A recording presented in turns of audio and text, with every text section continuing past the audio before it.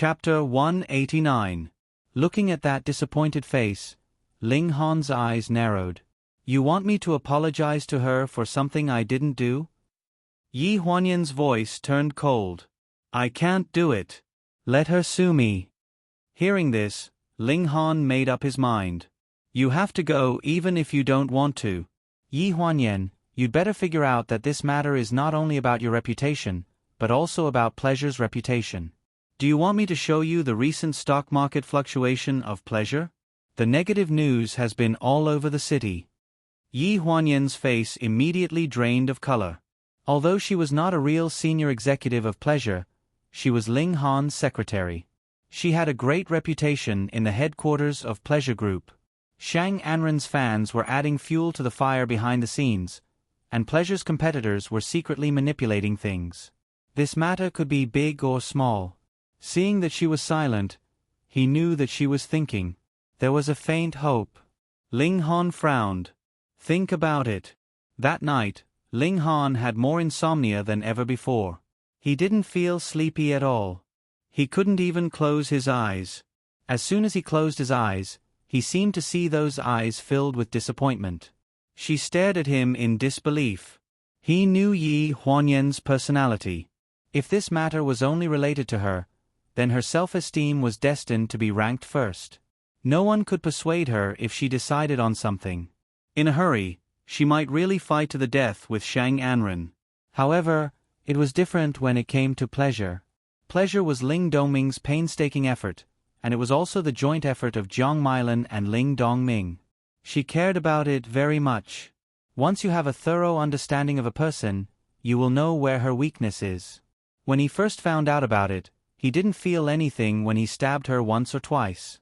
After a long time, he realized that when he stabbed her soft spot, it was as if someone had stabbed him in the heart. Blood flowed on her body, but the pain in his heart was 100, 1,000 times worse. At midnight, Ling Han sat by the bed and finished smoking a cigarette. He got up and pushed open the revolving door in the middle of the master bedroom. Yi Huanyan was already asleep. She was lying on her side with the blanket covering her waist. Her breathing was even. Ling Han took a deep breath and quietly walked over to her. He lifted the blanket onto her shoulders and sat beside her for a while. He stared at her side profile in a daze. Suddenly, she remembered what Ling Dongyu had asked her in the old mansion. Have you ever thought about what the person you're spending your life with is like? When you think, the person who appears in your mind is the person you want to spend the rest of your life with. After he left, Yi Huanyan slowly opened her eyes. There was the smell of his tobacco in the air. She had gotten used to it over the past year. As long as he approached, she could quickly detect him. His smell and figure were also familiar. The next morning, Yi Huanyan dressed up and went downstairs for breakfast. Ling Han was also there. Everything was normal, as if Shang Enren's injury had never happened. Yi Huanyan even ate an extra bowl of porridge than usual. She finished all the olives in front of her and even praised Lingling, saying that she made a good pickle. Ling Han put down his chopsticks and stood up. I'm going to the company. You can rest at home today. He did not mention the apology. Yi Huanyan was still holding the bowl. She only asked after he walked past her shoulder, "What time are you going to the hospital in the afternoon?" His hands, which were adjusting the buttons of his suit, paused. After a while, his cold voice sounded in the dining room. 2:00. Chow Mu will pick you up. Are you going? She asked. After you apologize, go back to the old mansion and have dinner with Grandma. Okay. After receiving an affirmative answer, Yi Huanyan's face finally bloomed with a smile. Although it was a bit bitter, it did come from her heart. Sometimes, people had to give up some things in order to be benevolent. On the way from home to the company, Ling Han was more or less upset. No one knew better than him how stubborn Yi Huanyan was. 10 years ago, when Yi Huanyan had just arrived at the old mansion, the old lady had thrown a Ming Dynasty snuff bottle. The servant said that she saw Yi Huanyan take it. At that time, Jiang Milan had just arrived at the Ling family and was afraid that she would be criticized behind her back if she made a mistake. After hearing this, perhaps because she saw the old lady's bad expression, she angrily whipped Yi Huanyan with a branch she picked up in the yard. She kept saying, "Are you going to admit it or not? You're not going to apologize, and you're still so stubborn." Yi Huanyan knelt in the yard and gritted her teeth as Jiang Milan whipped her a dozen times. She refused to apologize and admit it no matter what. In the end, it was Ling Dongming who rushed over and pulled the two apart. As for that snuff bottle, Aunt Zhang had misplaced it and put it in another box. It was only after they found it that the truth was revealed. At that time, he did not have any feelings for Yi Huanyan. She was just a little sister in name that came along with him. Even when Jiang Milan whipped her with a branch, he stood at the entrance of the yard and watched her grit her teeth and bear it with a cold gaze. The memories assaulted him, making him feel a bit tired for some reason. Qiao Mu asked him what was wrong. He waved his hand and pretended to be relaxed. In the afternoon, Qiao Mu brought Yi Huanyan to the hospital. There were many fans of Shang Anren near the hospital. Thankfully, no one recognized Yi Huanyan. They held signs and hugged flowers as they squatted nearby and walked around without much reaction.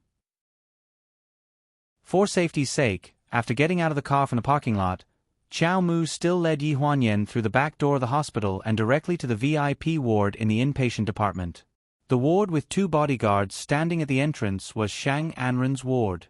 "The company meeting hasn't ended yet. Director Ling will be here in a bit," Qiao Mu explained in a low voice.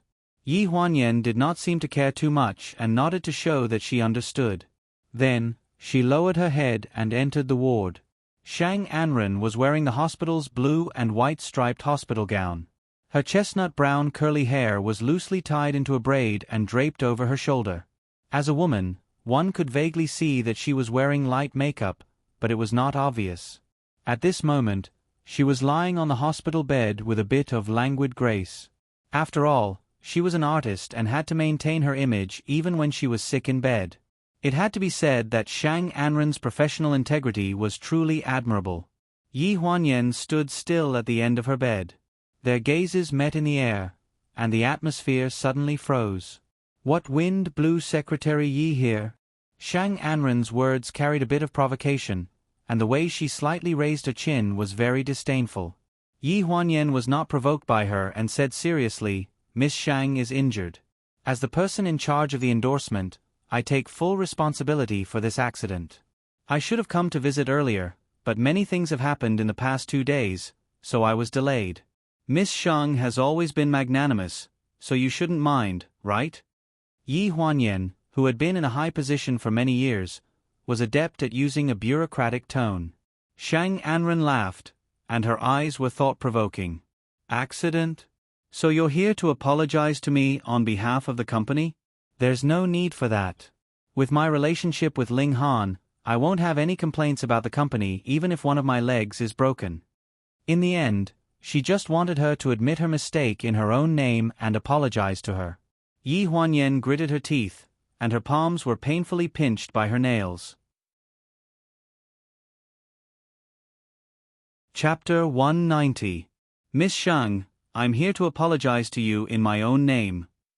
Yi Huanyan made up his mind and bowed in the direction of Shang Anren. This bending of her waist seemed to have broken her backbone. Her unwillingness made her eyes turn red. "Don't worry," Shang Anren looked up at Yi Huanyan, "you can say that later." Yi Huanyan was stunned. Shang Anren suddenly winked at his agent and said lightly, "Invite those friends in. They've been waiting for a long time."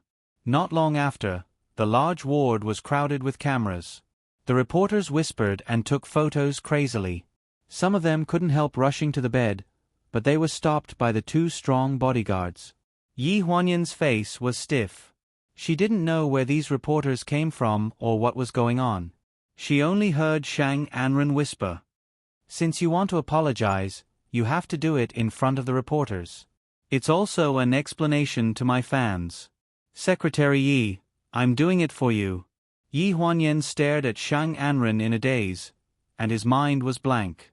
Behind her, there were countless questions. "Miss Yi, are you here to apologize to Miss Shang today?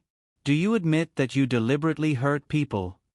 What do you want to say about Miss Shang's not holding you accountable for your fault?" Shang Anren winked at the agent, and the woman clapped her hands to make the reporters quiet down quickly. Well, all the reporters, please be quiet. After the apology, you can interview as you like. Now, please leave some time for Secretary Yi. The scene gradually quieted down. Yi Huanyan frowned and stared at Shang Anren in the hospital bed with a pale face. Her enchanting eyebrows were like poisonous thorns in her eyes. She carefully arranged it just to make her lose face in front of everyone and beg for mercy, just to trample her under her feet. And him? He knew these things, didn't he? That's why he didn't show up on time. There was no such thing as fairness and justice in this world. Who would protect you? Yi Huanyan took a deep breath and slowly turned around to face the reporters and the cameras. I just got out of the detention center yesterday. I'm here today mainly because I want to talk to Miss Shang in private. Since everyone is here, it's fine. The cameras were all pointed at her, and the long microphones were almost poking her face. From today onwards, I am no longer an employee of pleasure. My actions have nothing to do with pleasure. They are my personal actions. Everyone faintly realized that something was wrong and looked at each other. I have some responsibility for the collapse of the lampstand, but such responsibility is only my responsibility as a project manager for not protecting the staff well. After I resign, this matter is settled with me. As for the apology, I don't intend to do so, because Shang Anren inverted black and white and framed me for intentional injury. We'll see you in court. Yi Huanyan's voice wasn't loud, but it was very clear. It was so clear that every word was captured by the reporters' cameras and quickly spread like wildfire on the internet. Shang Anren's face was livid. She stared at Yi Huanyan's back and couldn't say a word. Yi Huanyan didn't even look at her. She broke through the protection of the bodyguards and walked towards the door. Undoubtedly, she was surrounded by a large group of reporters. It was difficult to move an inch. She was blocked all the way to the hospital. Ling Han saw such a scene as soon as he came out of the elevator. His face darkened. He walked into the crowd in a few steps, squeezed through two reporters, and scolded in a cold voice. Where are the bodyguards? Where are the security guards of the hospital? Who let you in? Seeing Ling Han's presence, the reporters were like finding a treasure. They surrounded Yi Huanyan and Ling Han and asked all kinds of questions. President Ling, is your relationship with Secretary Yi true? Have you broken up with Shang Anren? Secretary Yi stepped in your relationship. Did you take the initiative or did she? Secretary Yi refused to admit that she deliberately hurt people. Which side are you on? Under the barrage of questions from the reporters, Ling Han had almost figured out the situation. Yi Huanyan didn't apologize, and the reporters were probably brought here by Shang Anren. Neither of these two women was easy to worry about. After this incident, will you continue to be together? Hearing this, a cold light flashed in Ling Han's eyes, and he said coldly, What do you mean by deliberately hurting people? This is just a prop accident in the company. Pleasure Group will be responsible for it to the end. After saying this, Ling Han had already dragged Yi Huanyan into the elevator. Qiao Mu blocked the reporters at the entrance of the elevator and closed the door. In the elevator, Yi Huanyan's eyes were slightly red. She lowered her head and didn't say a word. From beginning to end, she refused to look at Ling Han. Ling Han frowned and didn't know what to say. In the end, he sent her to the parking lot. When Qiao Mu arrived, he ordered in a deep voice, Send her home. Watch out on the road. Don't be followed. After sending Yi Huanyan away, Ling Han returned to Shang Anren's ward in the inpatient department. The reporters had already left. In the ward, Shang Anren was sitting on the bed and peeling an apple. Seeing him come, she handed the freshly peeled apple to him. Han, you're here. Have an apple. Ling Han glanced at the apple but didn't take it. She took it back in embarrassment and put it on a plate. She glanced at Sister Sue, who understood and left the ward and closed the door. Did you call the reporters? We agreed that the apology would end. How are you going to deal with this mess? Ling Han's face was gloomy and very unhappy. Shang Anren was stunned for a few seconds and looked aggrieved. But if I don't call the reporters, how can I give my fans an explanation? This matter can't end in an unclear manner, right? Han, why can't you think about it from my point of view? And I didn't think of calling the reporters at first. It was Sister Su who said that we should do this. Yi Huanyan has already agreed to resign from pleasure in front of so many reporters. Withdraw the lawsuit. Ling Han's voice was a bit gloomy. He had just heard about this from Qiao Mu. Seeing his unwilling appearance, a trace of anger flashed through Shang Anren's eyes. Han, you've made things difficult for me time and time again for a secretary. Did I cause this? Who are you to her and who are you to me? Why are you speaking for her? Can you consider me, As she spoke, she pulled on the broken rib wound on her waist. She sucked in a breath of cold air and her facial features twisted together. Stimulated by the pain, tears welled up in her eyes. She felt very wronged. Han, who are you to speak for her? You haven't cared so much about me since I got injured. Have you ever thought about my feelings? Hearing this, Ling Han's expression tightened. The words that he originally wanted to say were forcefully suppressed by her choking sobs. Even though he had the power and ability to make Shang Anren withdraw the lawsuit, it was not right to do so since Shang Anren had done so much for the company. However, looking at Shang Anren's attitude, it would be difficult to reverse the confrontation in court with just a few words from him. Once they confronted in court, with Yi Huanyan's temper, she would definitely be at a disadvantage. What if I said that as long as you are willing to withdraw the lawsuit, you can mention any condition as long as I can do it? He asked. Chapter 191. After Ling Han said this, there was a long silence in the ward. Shang Anren's eyes bore, took a deep breath, bowed his head and wiped his tears with a tissue. When he raised his head, he looked disappointed. Han, I've always wanted to know what my position is in your heart. Do you still think I'm just a greedy and vain woman? Can you just use money to get rid of it? Ling Han frowns. He doesn't have the leisure to talk to her about this topic now. Or he didn't plan to talk to her since he knew her. She is a smart woman. She never asks more than what men don't want to mention. In what capacity are you replacing Yi Huanyan to make these conditions to me? You don't need to know so much. Ling Han is a little impatient. His attitude has shown everything. The feelings of the man in front of her are destined not to belong to her. Shang Anren's inner fluctuations have not been shown on the surface, but she has made a decision in her heart. Well, I won't ask. Don't you say the conditions? My only condition is that you admit our relationship in front of the reporters. She knew that it was impossible to threaten Ling Han to marry her for such a small case, but it was not difficult for him to admit the relationship between them. After all, even if he never responded positively, the outside world would say so. Ling Han doesn't like being threatened. Her purpose is to marry him. Naturally, she won't embarrass him. She wants the identity of a serious girlfriend. This request is not excessive at all. Ling Han just frowned a little, and then nodded. Seeing him nod, Shang Anren's face eased down, and his voice was soft. He asked carefully, since Yi Huanyan is unwilling to settle out of court, it is inevitable that we will go to court. At that time, I will ask the lawyer to be lenient and won't hold on to her. At that time, we will just let it go. At most, we will compensate her. This result is because of you. The initiative is in Shang Anren's hands. Ling Han looks at her tearful appearance and knows that there is no other way. It was also good to let Yi Huanyan learn a lesson. That way, she would know her place.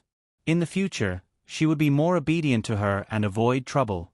Thinking that Yi Huanyan was alone at home, Ling Han didn't stay for long before leaving. Shang Anren's agent, Sister Su, sat by the bed, put the slices of apple on a plate and handed them to her. She asked, "Then let's forget about this matter.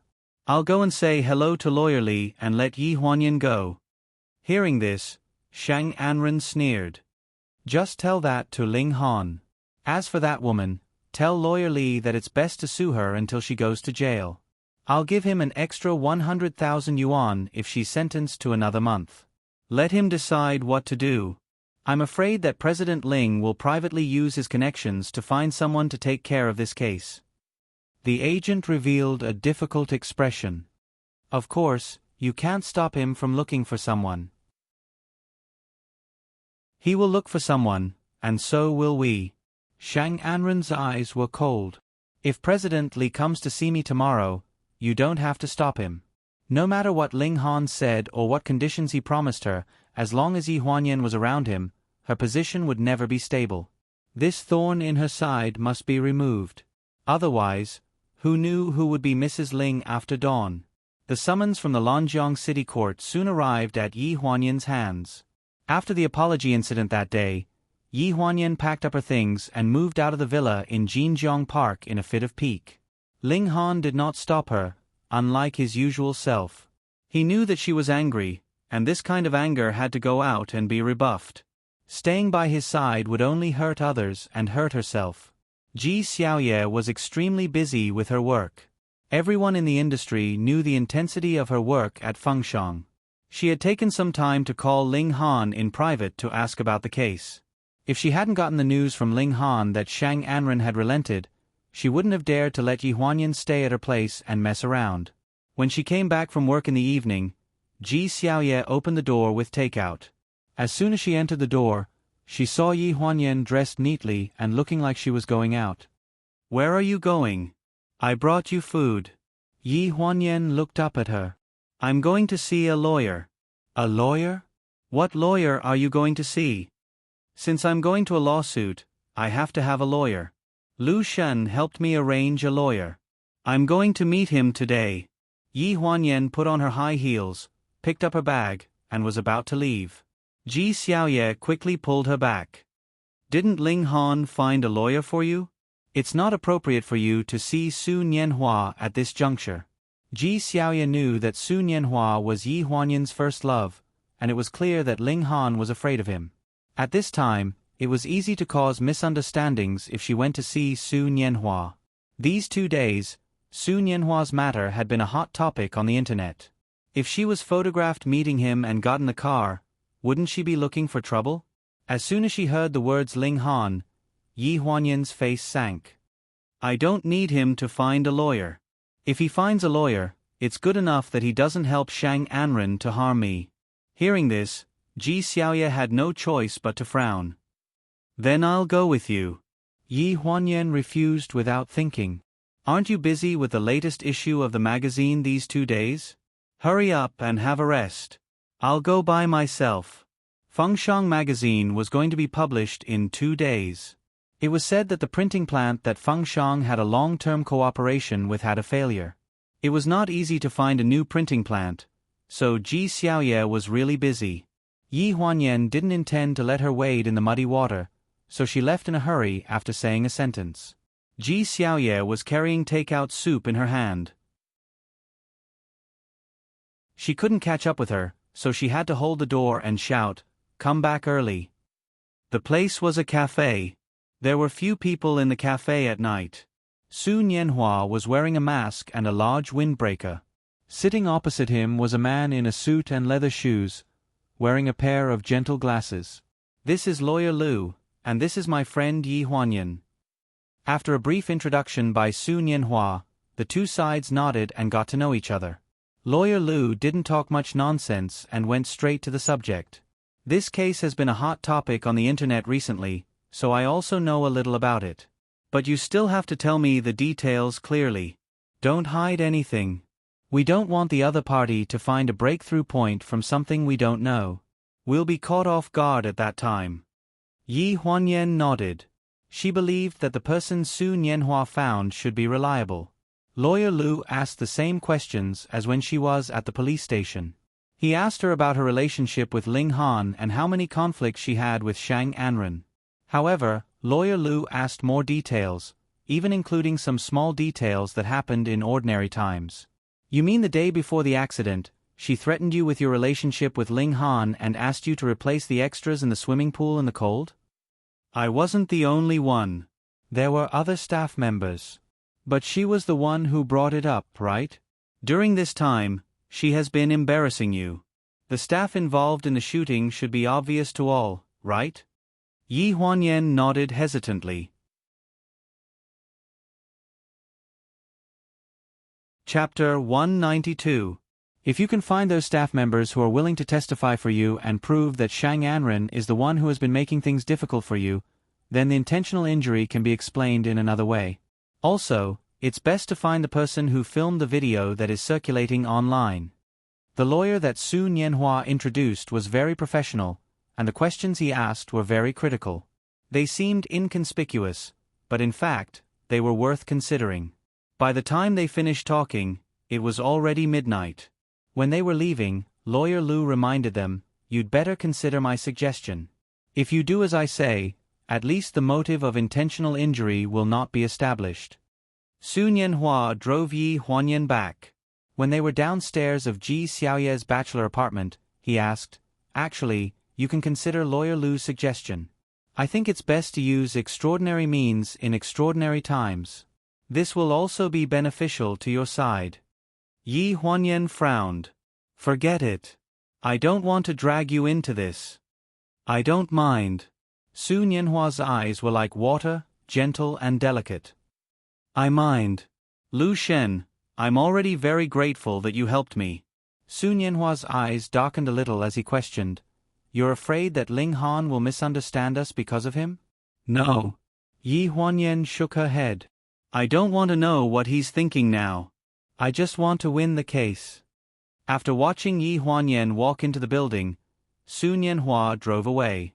While driving, he dialed a number. A clear voice came from the other end of the phone. "Why? You've thought about it so quickly? When you're in court, you don't have to worry about what Yen Yen will think. Just do what you can to win the case." "You mean, don't worry. When the time comes, Yen Yen won't expose you." Lawyer Lu requested that during the confrontation in court, Yi Huanyan would be Su Nianhua's girlfriend, while she could only be Ling Han's ex-girlfriend. In addition, there was the existence of a first love relationship between them, and Su Nianhua had returned to China for her. This statement was actually very credible. On the surface, once Yi Huanyan fell in love with someone else and became a couple with Su Nianhua, then the other party's claim of intentional injury would no longer exist, and their chances of winning the lawsuit would be higher.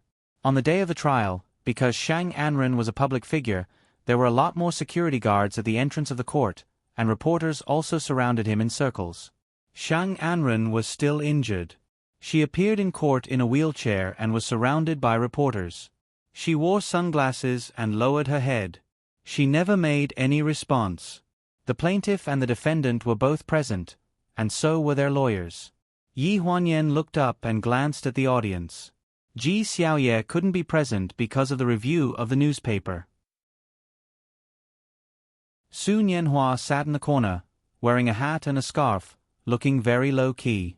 Ling Han didn't come. At the beginning, it was time for the lawyers of both parties to make their statements. Shang Anren took off her sunglasses and stared coldly at Yi Huanyan, as if she was looking at her enemy. If she didn't know what was going on, Yi Huanyan felt that she would have believed that she had really pushed the lampstand and hurt her. After mentioning the motive of intentional injury, Jin Yan's lawyer interrupted the other party's lawyer. "Your Honor, we have something to say about the motive of the injury mentioned by the plaintiff's lawyer." The judge nodded. At this moment, Ling Han walked in a well-tailored suit, braving the cold wind outside the court. He found a seat nearby and sat down. Lawyer Lu glanced at the audience. The plaintiff's lawyer said that Miss Yi Huanyan was jealous of Miss Shang Anren's status as the girlfriend of her boss. "We don't agree with this, because first of all, Miss Yi Huanyan has never admitted that she is Mr. Ling Han's girlfriend. Mr. Ling Han is the same. I think we can ask Your Honor to confirm this with Mr. Ling Han." The judge glanced at the audience and asked loudly, "Is Ling Han here?" Ling Han frowned and stood up slowly. "Is what the defendant's lawyer said true? You and Yi Huanyan are not boyfriend and girlfriend?" Ling Han glanced at Yi Huanyan and nodded slightly. "Okay, the defendant's lawyer, continue." Lawyer Lu glanced at the audience again. "Second of all, Miss Yi Huanyan is not single, so it is ridiculous to say that she deliberately hurt someone because of love. A few days ago, Miss Yi Huanyan got back together with her first boyfriend. Ling Han's face darkened when he heard this. He had already noticed Su Nianhua sitting in the corner. He didn't expect that Yi Huanyan would dare to let the lawyer make up such a story in order to win the case. At that moment, Yi Huanyan's expression froze. She stared at the lawyer in astonishment. This was not within the original discussion. "What evidence do you have?" the judge asked. Lawyer Lu glanced at the audience and said confidently, "Of course, Miss Yi Huanyan's boyfriend, Mr. Su Nianhua, whose real name is Lu Shen, is now present. Your Honor can question him in court." Su Nianhua stood up and gestured. His voice was gentle and elegant. "I met Yan Yan 11 years ago, but we broke up because of a misunderstanding. I returned to China last year for her." The judge nodded and gestured for him to sit down. At this moment, Ling Han's face was extremely dark. Shang Enren's lawyer raised his hand. "Your Honor, I don't think that the defendant's claim that Miss Yi Huanyan already has a boyfriend can cover up the motive of deliberately hurting someone. We have new evidence to prove that after Miss Shang Enren was injured, Yi Huanyan was still cohabiting with Ling Han." The audience was in an uproar when they heard this. Most of the people who came were from Shang Enren's studio, and there were also Pleasure's internal employees. Naturally, there was no lack of reporters with passes. Shang Enren's side submitted some photos taken by stalkers, including Chao Mu driving Yi Huanyan back to Jinjiang Court, as well as Ling Han and Yi Huanyan entering and exiting Jinjiang Court one after another. Cohabitation was an undeniable fact. When the judge asked Yi Huanyan if she was cohabiting with Ling Han, she nodded with a pale face. Lawyer Lu frowned and argued, "Your Honor, nominally, Yi Huanyan is Ling Han's half-sister, so it's not strange for them to live under the same roof. However, this doesn't prove that Yi Huanyan would deliberately hurt someone for Ling Han." "Your Honor," the other side's lawyer also said that their parents have already passed away. Since they are not related by blood, why should they live under the same roof? Don't they even know how to avoid suspicion? Besides, the Ling family has a lot of properties, so why can't they live anywhere? Why should they live in the same house? The lawyer was so aggressive that even Shang Anren herself couldn't listen to him anymore. She looked at Ling Han's expression below the stage. He was as cold as ice and didn't even look at her. If this continued, she and Ling Han would be finished. She gave the lawyer a look, and at this time, the judge had already struck the gavel. The debate between the two sides ended here, and the judge had to discuss with the jury how to sentence.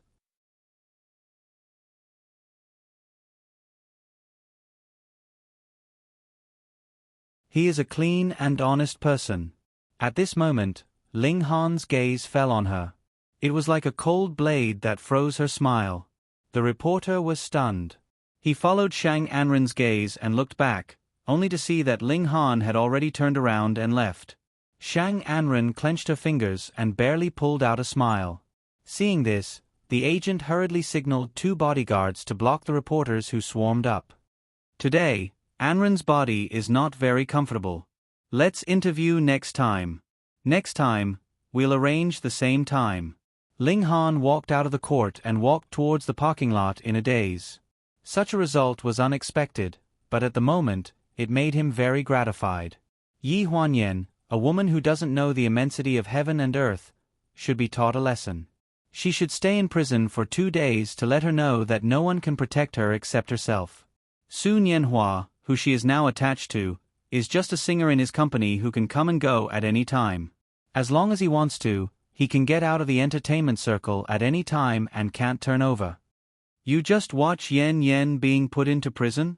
Suddenly, a familiar man's voice sounded behind him, interrupting his action of opening the door. He slowly turned around and saw Su Nianhua walking towards him in a silver-white windbreaker, with a sullen look on his face. "You know what Shang Anren did, don't you? Why didn't you stop it?" "Why should I stop it?" Ling Han looked at him coldly, and his tone was as cold as his face. "What's your relationship with her? Why do you have the right to question me?" Su Nianhua only felt a burst of fire in his chest and said coldly, "Didn't you hear? I'm her boyfriend." Hearing this, Ling Han sneered and raised his chin slightly with a contemptuous expression. Boyfriend? Since you're her boyfriend, then find a way to get her out. Su Nianhua's face stiffened, and his clenched fists trembled slightly. He had just returned to the country, and now he still needed to rely on pleasure to help him gain a foothold. He had connections, but he didn't have a way in this area. However, it was not impossible to get Yi Huanyan out, unless he asked his father. But if this path could be taken, he would have done it long before the trial. It had been 11 years, but he felt that he was still as useless as he was 11 years ago. Ling Han sneered. If you don't have the ability, then don't steal other people's women. His cold tone was full of sarcasm, and it drifted in the cold wind. After saying this, he pulled open the car door and left. Su Nianhua's white figure was reflected in the rear-view mirror. It was getting farther and farther away, and in the end, it was only a small dot, ridiculously small. Ling Han pressed the phone number. Qiao Mu's voice sounded from the other end of the phone. Director Ling. Qiao Mu, you already know the result of the court, right? Qiao Mu was supposed to come with him today, but the company needed him to sign a contract, so someone else was sent. Hearing Ling Han's question, Qiao Mu had a rough idea of what he wanted her to do. Yes, Xiao Dong has already told me the situation. 1 year in prison. If we try to get a suspended sentence, we should be able to get her out in 2 months at most. I'm just about to contact Director Wang. This isn't difficult. Ling Han pondered for a while. Suddenly, the image of Su Nianhua baring his fangs and brandishing his claws in front of him in the parking lot flashed across his mind. He immediately felt displeased and said in a low voice, "Don't worry. Let her stay in prison for 10 days to half a month to reflect on her actions." The person on the other end of the phone was stunned for a moment, and then said, "Understood." Some people who overestimated themselves had to face the wall. Only then would they know that there were some things that they couldn't keep even if they got them. As for Yi Huanyan, she had learned her lesson by suffering in prison. After she got out, she realized that she had no other choice but to rely on him. She had to make a clean break with Su Nianhua. This was the bottom line for him to accept her again. The car was driving on the ring highway, and the wind was blowing through the windows. Under the colorful neon lights of Lanjiang City, there was an endless stream of traffic, and everything was bustling. The phone in the car kept vibrating. After hanging up the call with Qiao Mu, the old lady kept calling him non-stop. She was probably watching the news. After hanging up the 4th time, Ling Han frowned, and his eyes were full of irritation. He hadn't figured out how to explain it to Grandma.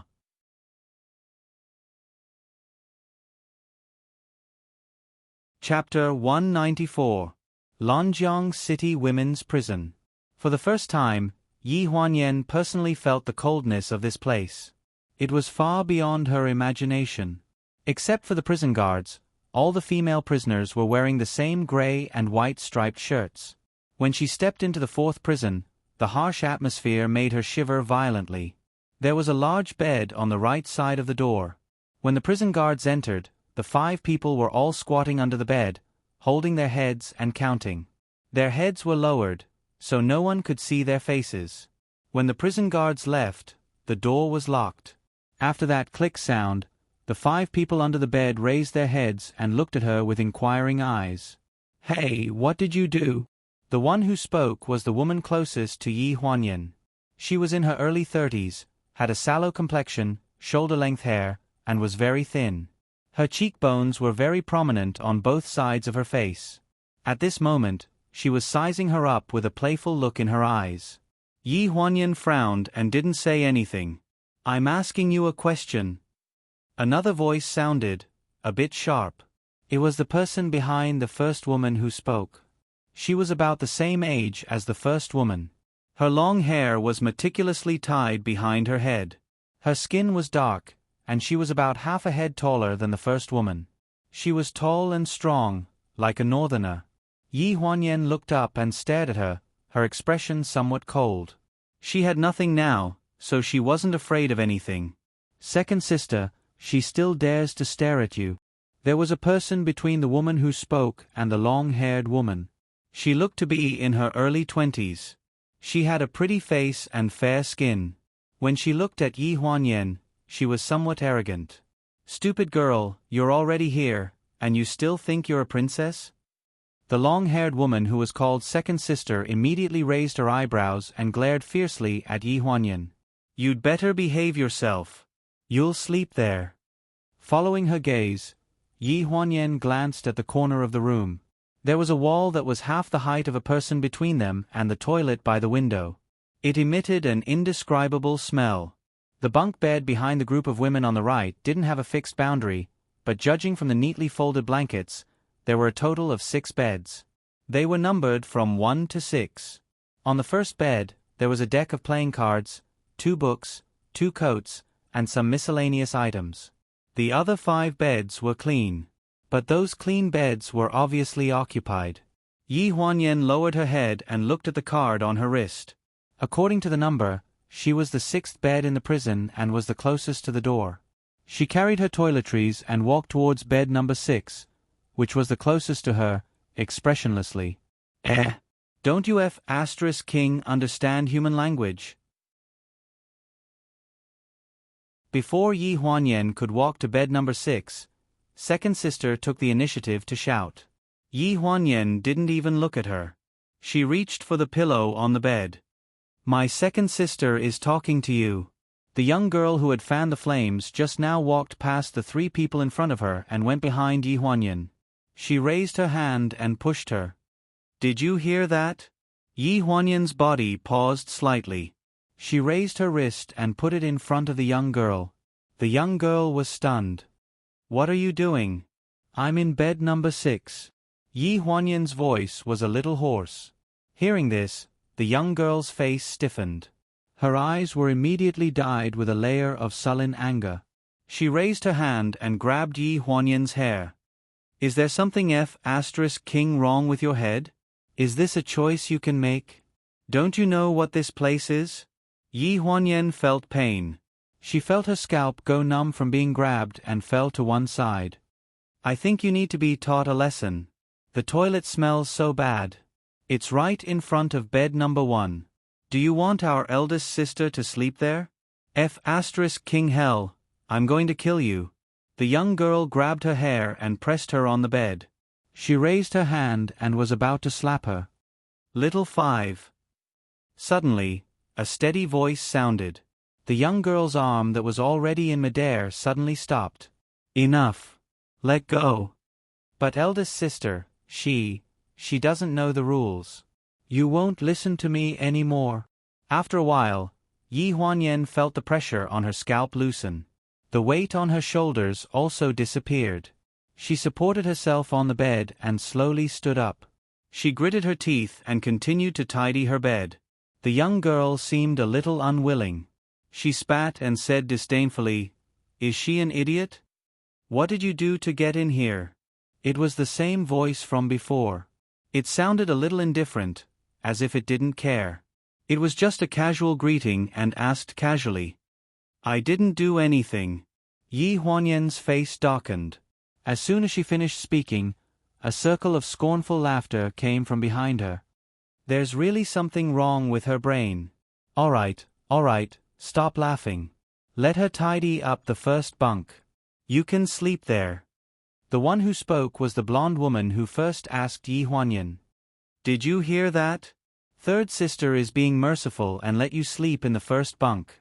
Hurry up and tidy it up." Yi Huanyan knew that in this place, even the prison guards wouldn't be able to do anything if something happened. She gritted her teeth and walked to the first bunk with her toiletries. When the bed sheets were spread, the woman beside her took her pillow and changed the pillowcase for her. The woman looked about the same age as her. She was about 25 or 26 years old. Her skin was fair, and her eyes were big and bright. Her long black hair was neatly coiled behind her head. Other than her sickly pale face, she could be said to be a standard beauty. What surprised Jean Yen was that her temperament didn't fit in here. Only then did Yi Huanyan realize that from the moment she entered the room, this woman hadn't spoken a word. It seemed as if she wasn't with this group of people. After the initial show of strength, Except for the big sister, who spoke up for Yi Huanyan, who was holding a book, the other three women formed a circle and played Fight the Landlord on the sixth bunk. They chatted and laughed as if nothing had happened. What kind of tiger's den was this? Yi Huanyan didn't know. She never thought that she would be in such a place one day. After the bed sheets and the quilt cover were done, Yi Huanyan sat on the bed in a daze. At dinner time, everyone went to the cafeteria for dinner. There were only 3 meals a day when they could leave this prison. On the way from the 4th prison to the cafeteria, they would pass by a closed factory. There were many cellmates who wore the same clothes as them doing labor services. After returning from dinner, Yi Huanyan stood at the entrance of the factory for a while. She frowned and was urged to go back by the prison guards behind her. The woman who helped her change the bed sheets walked behind her and spoke to her for the first time. This is a packaging factory. It's all simple manual labor, but it requires a high degree of cooperation. Basically, it's done by those who have been sentenced for more than 5 years. They're very skilled. Don't worry, we won't be assigned here. Only then did Yi Huanyan realize that this woman's voice was actually very sweet. It was different from her pale and sickly appearance. When she spoke, there was an intoxicating charm. It was undeniable that she was really beautiful.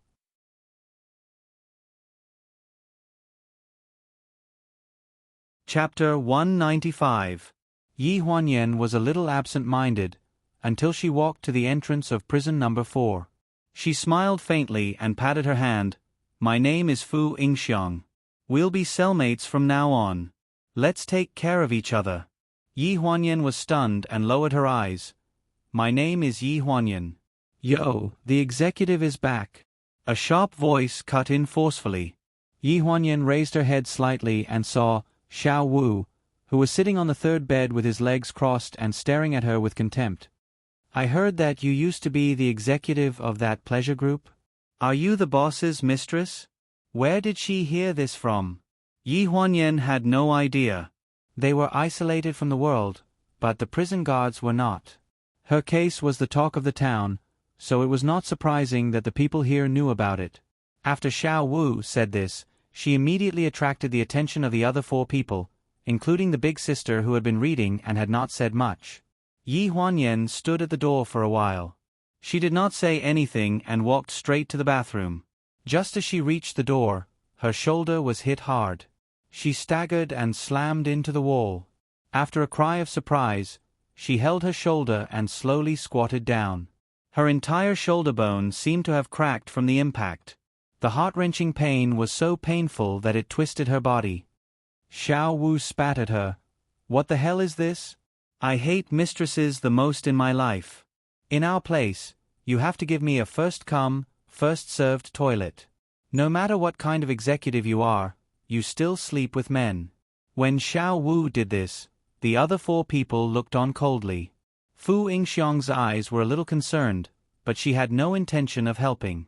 In this place, it was not easy to protect oneself. No one was willing to offend anyone. Yi Huanyan shrank into a corner, her whole body trembling because of anger. Thinking of what had happened in the past few days, thinking of the earth-shaking changes in the past year, thinking of those who had abandoned her and left one after another. In this world, there seemed to be nothing left for her to miss. Her eyes were red, but there were no tears. After a while, she slowly raised her head and glared at Little Five, who was about to go to the toilet. I'm not a mistress. Little Five was stunned for a moment, as if he couldn't believe that she dared to refute him. He turned around and looked at her. What did you say? I said I'm not a mistress. She had known Ling Han before, so why did everyone say that she was a mistress? Hey! What kind of *king bitch are you? Little Five rolled up her sleeves and grabbed Jean Yan's collar, dragging her up from the wall. She raised her hand and slapped her. Pa! The sound resounded throughout the entire room. This time, no one stopped her. No one spoke up for Yi Huanyan. Big Sister looked at Yi Huanyan with a complicated expression. She even seemed to be disgusted. She no longer had any intention of stopping this dispute. This slap caused Yi Huanyan's vision to turn black. Her ears buzzed and buzzed. She leaned to one side and covered her burning cheek. She looked at Little Five in disbelief. Little Five squatted in front of her and grabbed her collar. She patted the other side of her face with one hand. His eyes were cold as he sneered. "What's the matter? Why are you being so arrogant here? Did you hurt someone on purpose? You're quite capable. I hate B*cheese like you who want to pretend to be a chastity." If it were any other time, Yi Huanyan would have slapped him back. However, at this moment, it seemed that ever since the court decided the case and she saw that person leave resolutely, she had been drained of all strength. She didn't have the strength to resist such violence. She could only stare at Little Five and repeat, "I'm not a mistress. If I say you are, then you are." With that said, he slapped her again. Yi Huanyan was slapped so hard that half of her face was pressed against the wall. Her fair cheeks were red and swollen, but she still stubbornly turned her head. "I'm not a mistress. King. Slap. I'm not a mistress. Slap. I'm not. King still dare to say that. I'll kill you." After a few slaps, Yi Huanyan was still muttering those words with blood at the corner of her mouth. Meanwhile, Little Five's hands had begun to tremble. She could feel the gazes of the 4 people behind her. If she didn't beat her into submission now, then in the future, it would be difficult to explain her status here. There was such an unreasonable rule in prison. Whoever had the hardest bones would be the boss. When she heard Yi Huanyan say that she wasn't a mistress again, the prison guard's voice sounded at the door. "What are you doing? Why are you making so much noise? If you don't want to sleep, go run laps in the field." Everyone in the room was as if they were facing a great enemy. They hugged their heads and squatted under the bed. There was a rustling sound on the door. The prison guard opened the door and glanced at the crowd indifferently. His gaze fell on Yi Huanyan. He frowned and said, "What's going on? Did you get into a fight?" No one dared to answer. The second sister hesitated for a moment. "No, she fell on her own. It has nothing to do with us." The prison guard stared at Yi Huanyan's red and swollen face and his expression darkened. "All of you, behave yourselves. Do you all want to postpone your release?" Everyone fell silent and hugged their heads without saying a word. After the prison guard left, Little Five opened her palms. Her palms were red and she didn't even have the strength to raise them. She clenched her fingers, took a deep breath, and said coldly, "As long as you admit that you're a mistress, I won't hit you." "I'm not." Little Five's eyes were red. She clenched her fists and slowly raised them. "Little Five, wait a minute." The person who spoke was the eldest sister. The eldest sister had a head of black and beautiful short hair that reached her ears. Her skin was delicate and fair, and there was a hint of arrogance in her eyes. When she stood up, she was about 1.7 meters tall. When she didn't speak, she gave people the impression that she was imposing without being angry, like Wang Shifeng in Dream of the Red Chamber, but she didn't smile as much as Wang Shifeng. She stood up from the bed with her hands on her knees and paced in front of Yi Huanyan. She pushed Little Five away, slowly squatted down, and pinched Yi Huanyan's chin. Her voice was a little cold. "You said you're not a mistress?" "I'm not." Yi Huanyan's voice was a little weak. "Why did you come in?" The eldest sister stared at Yi Huanyan. When she asked this question, her entire body stiffened. There was a moment of emptiness in her eyes. Then her eyes reddened as she muttered, "I don't know." Pfft. Little Five twisted her wrist and sneered, "There's someone who doesn't know why they came in? Did you offend the royal family?"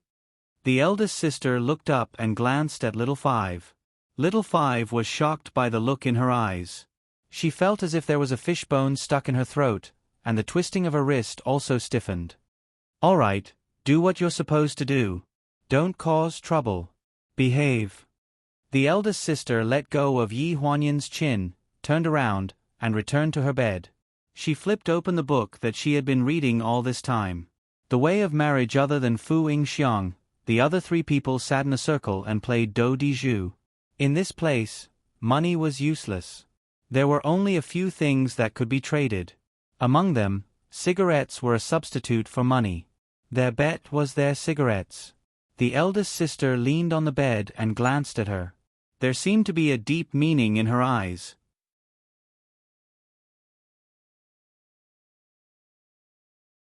Chapter 196. Yi Huanyan supported herself against the wall and stood up. Her chest was in pain, and her cheeks were numb. When she touched them, she could feel a hole in them, as if they were swollen. Fourth sister, why don't you come over and play with the eggs? It was Xiao Wu who spoke.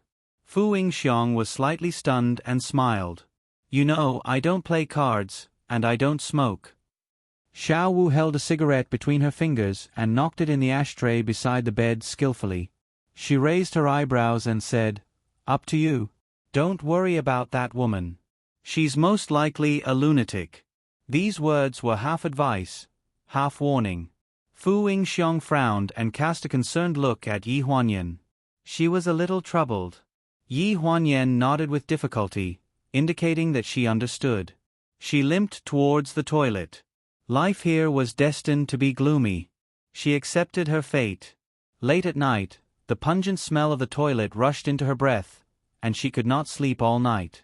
The next morning, the prison guard came very early and opened the door with a clatter.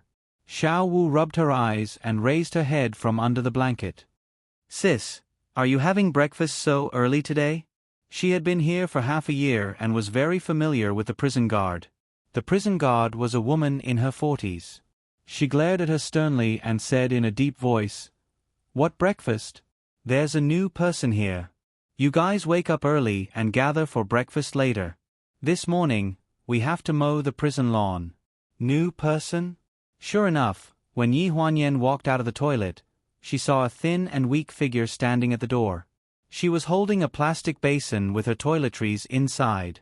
She lowered her head and did not say a word, just like when she first arrived. Xiao Wu sat up abruptly and said in surprise, Aren't we full here? Where is she sleeping? The prison guard impatiently said, 1847, aren't you leaving in 2 days? I'll let her take 1847's position in 2 days. Do as you see fit. Don't make trouble for me. 1847 was the third sister. She was a blonde woman with a sallow complexion. She was the first person to talk to Yi Huanyan. Perhaps it was because she only had a few days left in her sentence, so she didn't have any ill intentions towards Yi Huanyan. She just wanted to get out of here peacefully. Hearing this, Xiao Wu's eyes froze. It seemed that the words 1847 wants to leave had made him lose his sleepiness. He was even a little annoyed, so he sat by the bed and stared coldly at the woman who had just arrived. What are you shouting for? What did you do? The woman who had just arrived looked very timid. She hugged her toiletries and stood obediently at the door. She whispered, My name is Xiao Yi. I steal things. Upon hearing the word steal, Little Five's eyes lit up. Yo, what did you steal? Yi Huanyan did not understand why she had such a reaction. Fu Yingxiong, who was on her way to the restroom, walked past her and smiled.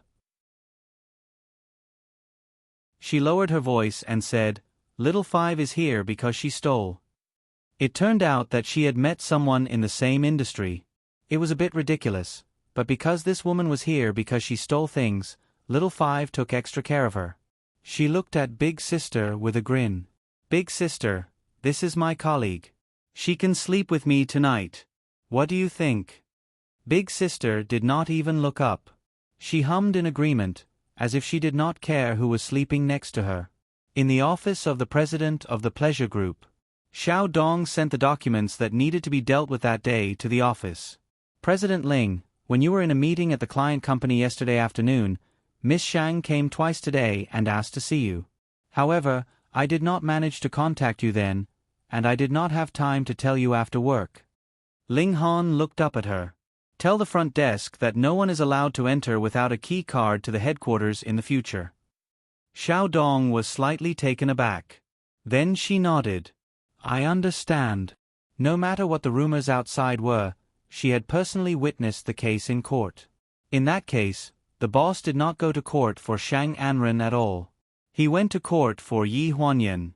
Chow Mu had just finished her work and came back. The two met at the door. "Assistant Chow, I have something to ask you." Seeing Xiao Dong's hesitant appearance, Chow Mu hesitated for a moment before nodding. I'll come find you after I report to President Ling." Chow Mu took out a bag of photos from a brown envelope and handed it to Ling Han. "Director Wang asked someone to deliver this to me. He asked me if I should hurry and bring her out." In the photo was a thin figure. There was an obvious palm print on her face, which was extremely red and swollen. The prison uniform on her was too big, making her look like a sack. It was as if a gust of wind could blow her away. Ling Han's gaze tensed as he coldly said, "Is there no one in charge of the prison? Didn't you say that everything was taken care of?" Chow Mu sighed with a troubled expression. "I've asked around. Lanjiang City Prison has a new batch of prison guards rotating shifts. The prison we asked someone to arrange for is full, and only this prison number 4 is left. The people inside all have complicated backgrounds. Even the prison guards turn a blind eye to it." The office was silent for a few seconds before Ling Han's cold voice slowly rang out. "Tell Director Wang that I want to bring her back in 3 days." Before Chow Mu could reply, there was a commotion at the door. "You can't go in." Accompanied by a series of exclamations, a tall and straight man barged into the office. Xiao Dong was behind the man, and he nervously chased to the door. At this moment, he looked at Ling Han cautiously with a flustered expression. "Director Ling, I'm sorry. I haven't told the receptionist. Ling Han, I have something to talk to you about." Su Nianhua interrupted Xiao Dong. Ling Han frowned as he stared at him in displeasure. "What are you doing here?" Su Nianhua's expression was very gloomy. "I'm here to terminate the contract with you." Xiao Dong was still standing at the door. Chow Mu glanced at Ling Han's expression and quickly pulled Xiao Dong out of the office, closing the door behind them. Only Su Nianhua and Ling Han were left in the office. "Terminate the contract?" Ling Han sneered. "It's not a rational decision for you to terminate the contract now." Su Nianhua gritted his teeth and tried to suppress the unwillingness in his heart. "As long as you can think of a way to get Yen Yen out of prison, I'll terminate the contract. The penalty for breach of contract won't be based on the contract. You can decide how much you want." Upon hearing this, Ling Han stared at him for a long time without saying anything. "Give me a number." Su Nianhua took a deep breath. If it weren't for the fact that his last option was also cut off, he definitely wouldn't lower himself to beg Ling Han. "It seems that you're really infatuated with Yi Huanyan." Ling Han coldly spat out this sentence with a dark expression. "But what makes you think that I'll terminate the contract with you? And what makes you think that terminating the contract with you can be used as a condition for you to manipulate me?" Su Nianhua's expression froze. "You don't want to terminate the contract with me? You can bring benefits to pleasure, so why should I terminate the contract with you?" Ling Han lowered his head and sneered. "Do you think that everyone is like you, willing to give up everything for a woman? Don't tell me that you can tolerate working with your love rival." Su Nianhua raised his voice and stared at Ling Han in disbelief. When he heard the words love rival, Ling Han raised his eyes and swept a glance at him, and there was a layer of coldness in his eyes. "Work with you? You're just a mere artist who makes money for me. Besides, I don't think you can be my love rival. That woman is mine from head to toe. Even if she dies, she'll be buried in my Ling family's ancestral grave."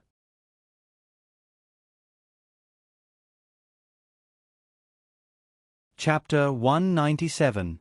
Su Nianhua, you think too highly of yourself. Ling Han's voice was not loud, but each sentence was colder than the last. Su Nianhua clenched his fists and looked at Ling Han angrily. "Well, if you don't want to help, I have a way. At most, I'll wait for her for a year. After a year, even if I'm banned, even if I have to leave the entertainment industry, I'll take her away. A person like you has no right to stay by Yen Yan's side." Ling Han frowned. "Do you think she'll go with you?" "Why won't she go with me?" Su Nianhua's eyes were like torches. "Even if she doesn't love me, Does she want to stay by a bastard like you and be humiliated? In this world, no matter where she wants to go, I can put down everything and go with her. Can you do that? You can't do it either. Ling Han suddenly stood up, walked around the big desk, and walked in front of Su Nianhua. At this moment, it was as if a string in his brain had snapped, causing his facial features to distort uncontrollably. His well-defined hands tightly gripped Su Nianhua's collar. The veins on the back of his hands protruded as he said sternly, "She will never go with you. I won't allow it." Su Nianhua's eyes were gloomy. He raised his hand to push him away, but he took a hard punch. His mouth was full of the smell of blood. Blood flowed down the corner of his mouth and fell on his white shirt, staining it red. When it came to fighting, Su Nianhua had never taken this class in his education since he was young. The punch landed squarely on him. But he was not a spoiled child. After so many years of working in foreign bars, he couldn't count the number of times he had met with trouble. He had to know something to survive. He wiped the corner of his mouth and threw an even more ruthless punch. Ling Han didn't expect him to fight back, so he couldn't dodge in time. The fist brushed past his cheek and hit his eye socket. His left eye was immediately bruised. In the end, it was Qiao Mu who heard the commotion. When she pushed open the door, she saw two men who were nearly 1.9 meters tall fighting each other with their fists and feet. They were both covered in wounds. Qiao Mu protected Ling Han.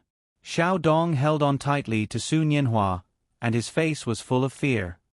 "Remember, I'm a man of my word. When she comes out, I'll take her away." Su Nianhua wiped the blood from the corner of his mouth and turned around angrily. Qiao Mu cautiously examined the wound on Ling Han's face. "President Ling, I'm going to call Dr. Peter over." Ling Han clenched his fists, his expression cold. "You don't have to do what I just told you. Let her stay in there for 2 months." Qiao Mu was slightly taken aback, and she sighed inwardly. After coming out of Ling Han's office, Xiao Dong stopped Qiao Mu. "Assistant Qiao, you haven't told me what I just asked you. When can Secretary Yi come out?" Qiao Mu frowned. Su Nianhua has completely infuriated President Ling. If Secretary Yi wants to come out, she has to at least wait until President Ling calms down. Xiao Dong's face darkened. He was about to open his mouth, but he didn't know whether to complain about Ling Han or Su Nianhua. In the end, he could only stomp his feet and angrily return to his office. Why did he have to do all this? Lanjiang City Women's Prison. After the 7 people in prison number 4 finished their breakfast, they were all arranged to lay out the lawn in an empty field behind the prison. The lawn was very wide, about half the size of a golf course, and there was no end in sight. Sometimes, it was used for large-scale activities in the prison. The 5-meter-tall walls were surrounded by electrified barbed wire, and there were people patrolling back and forth. Piece by piece, the turf was brought down from the cart, and then pieced together and laid out on the grass. Xiao Wu squatted down and worked while teasing the new person's name. "Xiao Yi, Auntie, you're taking too much advantage of her. Call her something else." Xiao Yi lowered her head timidly. "Then what do you think I should be called?" "How old are you?" 19. "Younger than me? I'll just call you younger sister from now on. If you go out in the future, hang out with older sister." Older sister was sent here because she was plotted against behind her back. Older sister's skills. Yi Huanyan didn't listen to any more words, and they didn't continue because she and Xiao Yi were reassigned by the prison guards to the work group of moving turf. After moving batches of turf from the truck back and forth twice, Yi Huanyan's hands and feet were numb from holding them. She bent over to rest for a while, and when she lowered her head, she caught a glimpse of a cold light from the corner of her eye. She was stunned. 2 meters behind her, Xiao Yi took out a pair of small scissors that were smaller than a palm from under the truck and secretly stuffed them into her sleeve. After stuffing them, she looked around. Yi Huanyan quickly straightened her back and moved the turf toward the other 5 people in prison number 4. What were the scissors used for? Where did she get them? Judging from her gesture just now, she seemed to have taken them out from under the truck near the tire. She most likely brought them in by sticking them to the bottom of the truck's cargo box. Who would stick a pair of scissors under the truck's cargo box for no reason? Prison break? Yi Huanyan frowned. She didn't think of how to break out of prison with a pair of scissors. After lunch, they worked on the lawn for the entire afternoon. Many people complained incessantly, and their enthusiasm for work in the afternoon was not high. Fortunately, there was no need to work overtime in prison. When it was time, they had to go back to their rooms and stay. Xiao Wu, who procrastinated and slacked off, was free after dinner. It took some time to tidy up the lawn. After working for a week, everyone's energy was spent on labor services. The number of people who provoked trouble in prison decreased a lot. Although Xiao Wu still didn't like Yi Huanyan and made things difficult for her from time to time, ordering her to get water to wash her feet and a cup to rinse her mouth, she didn't do anything to her anymore. As for the newcomer, Xiao Yi, she seemed to be very tactful. Every time Yi Huanyan went to get water to wash her feet, she would also come and help. The difference was that the water she got was for Big Sister. Every night, before going to bed, there was an unshakable self-study class. In each account, the warden led them to learn about honor and disgrace, values, and a series of so-called moral standards. The warden of prison number 4 was Big Sister. Big Sister read the 8 honors and 8 disgraces in the booklet seriously. After the ordinary prison guards at the door left, she closed the book and said lightly, "Rest." It was obvious that the people in prison number 4 were used to this kind of perfunctory behavior. They returned to their own beds, and Yi Huanyan was ordered by Xiao Wu to get water to wash her feet. When she passed by bed number 4, Yi Huanyan couldn't help but take another look at Big Sister. Xiao Yi had already deftly prepared water to wash her feet and placed it under Big Sister's bed. She was very attentive. "No need, I'll do it myself." Big Sister's voice had a kind of peaceful tone. It didn't sound lethal, but Yi Huanyan faintly felt that she could smell the sonorous aura of knives, spears, swords, and halberds in this peaceful tone. After saying that, Xiao Yi seemed to be stunned for a moment, but she didn't dare to insist. Xiao Wu patted Xiao Yi's shoulder and teased, "What af *king cheap bone? No one forced you to do this and that, but you came here to curry favor." Big Sister didn't have any expression. She took off her socks and placed them neatly at the side. She put a pair of smooth white feet into the water basin and casually flipped open the book, The Way of Marriage, that had never changed. Her background was obviously not ordinary.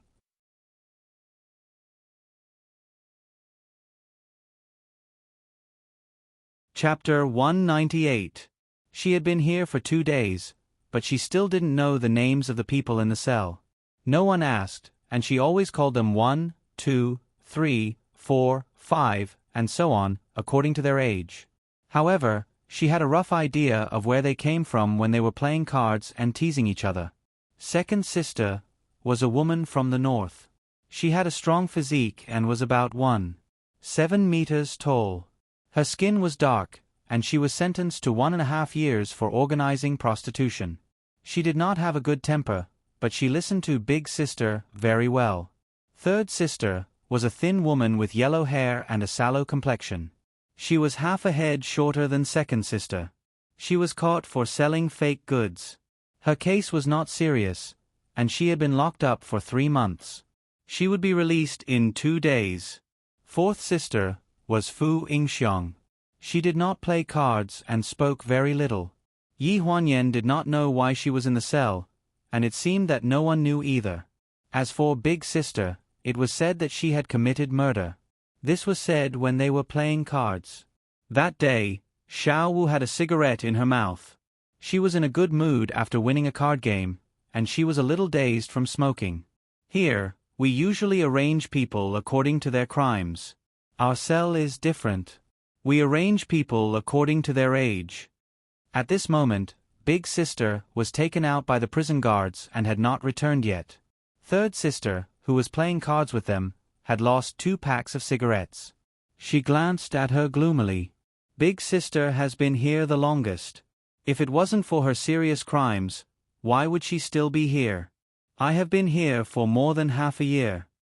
"Then do you know what crime Big Sister committed? Can't you ask her yourself?" Third sister frowned and was a little impatient. At this moment, the prison guards had just sent big sister back. She took off her shoes and sat on the bed reading a book. The few of them looked at each other. Xiao Wu snuffed out her cigarette and leaned over to big sister, tilting her head and asking, "Big sister, we have been here for so long, but you have been here the longest. We have never asked you why you were here." Big sister looked at her and said, "Attempted murder." From Yi Huanyan's angle, she could clearly see that Xiao Wu's throat moved a few times. She swallowed hard and seemed to be very nervous. No one could tell that such a person was a murderer. If it weren't for that dress, Yi Huanyan felt that she would be a rich lady, a rich young lady, a strong woman. In short, she would definitely be a woman from the upper class, noble, elegant, and calm. Little Five forced a smile while trembling in fear. "Really? I've never heard you mention it before." Big sister's expression did not change. "There's nothing to say. That person didn't die, so I'm still here." Did she mean that because that person didn't die, she wasn't sentenced to death, or that because that person didn't die, she couldn't escape the punishment of the law? No one understood. But when it came to murder, everyone in the prison believed it. After that, Little Five became even more respectful to his elder sister. Second brother and third brother, on the other hand, had learned to clean their own beds diligently. This was because eldest sister had once said that she did not like a messy environment. As for Xiao Yi, she was even more diligent in fetching water for her big sister to wash her feet. On the third day after the lawn was mowed, the people in the prison had all regained their energy, especially Little Five. When Yi Huanyan came over with the water for washing her feet, she was sitting on the bed and smoking. Yi Huanyan squatted under the bed and looked up at her. "The water for washing your feet is ready." Little Five glanced at her and nodded. Yi Huanyan was about to get up when Little Five suddenly raised one of her legs and stepped firmly on Yi Huanyan's thigh. She almost staggered from the step and her knee hit the ground hard, making a muffled thud. At the same time, a contemptuous voice came from above. "Take off your shoes." Yi Huanyan frowned in pain.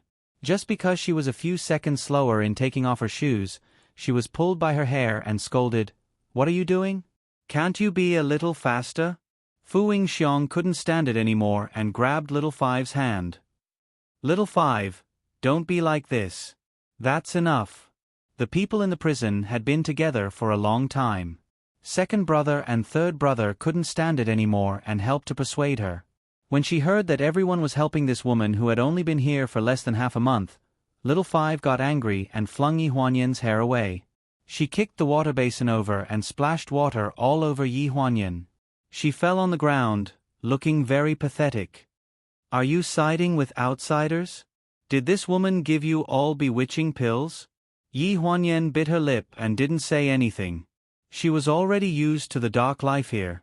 Little Five, second brother, third brother, and fourth brother were quarreling with each other. Third brother had a bad temper and was exchanging a few words with Little Five. Second brother came forward to mediate, but was accidentally kicked. He was also angry and started to quarrel. On the other side, big sister didn't move. She hugged a book and sat down to wash her feet. Xiao Yi squatted in front of the basin and turned a blind eye to the argument beside her. She held onto the basin and slowly touched the cuff of her other hand. Yi Huanyan wiped the water droplets on her hair. When she raised her head, she saw a cold glint. "Be careful." She didn't know what she was thinking at that time. Maybe she saw a chance to die when she wanted to. Maybe she felt that her life wasn't worth much and doing a good deed was not bad. When she grabbed Xiao Yi, the scissors were pointed at her arm and ruthlessly cut through the thin layer of cloth, making a large cut. Half of the wound on her arm was flipped open, and blood flowed freely. The basin in front of Big Sister had been kicked over. When the people heard the noise, they came back to their senses. Fu Wingxiong, who didn't participate in the war, grabbed Big Sister first and pulled her to her side, increasing the distance between her and Xiao Yi. The five people stared at the scene in front of them in horror. Xiao Yi, who was originally quiet and attentive, seemed to have gone crazy at this moment. She waved the scissors in her hand randomly.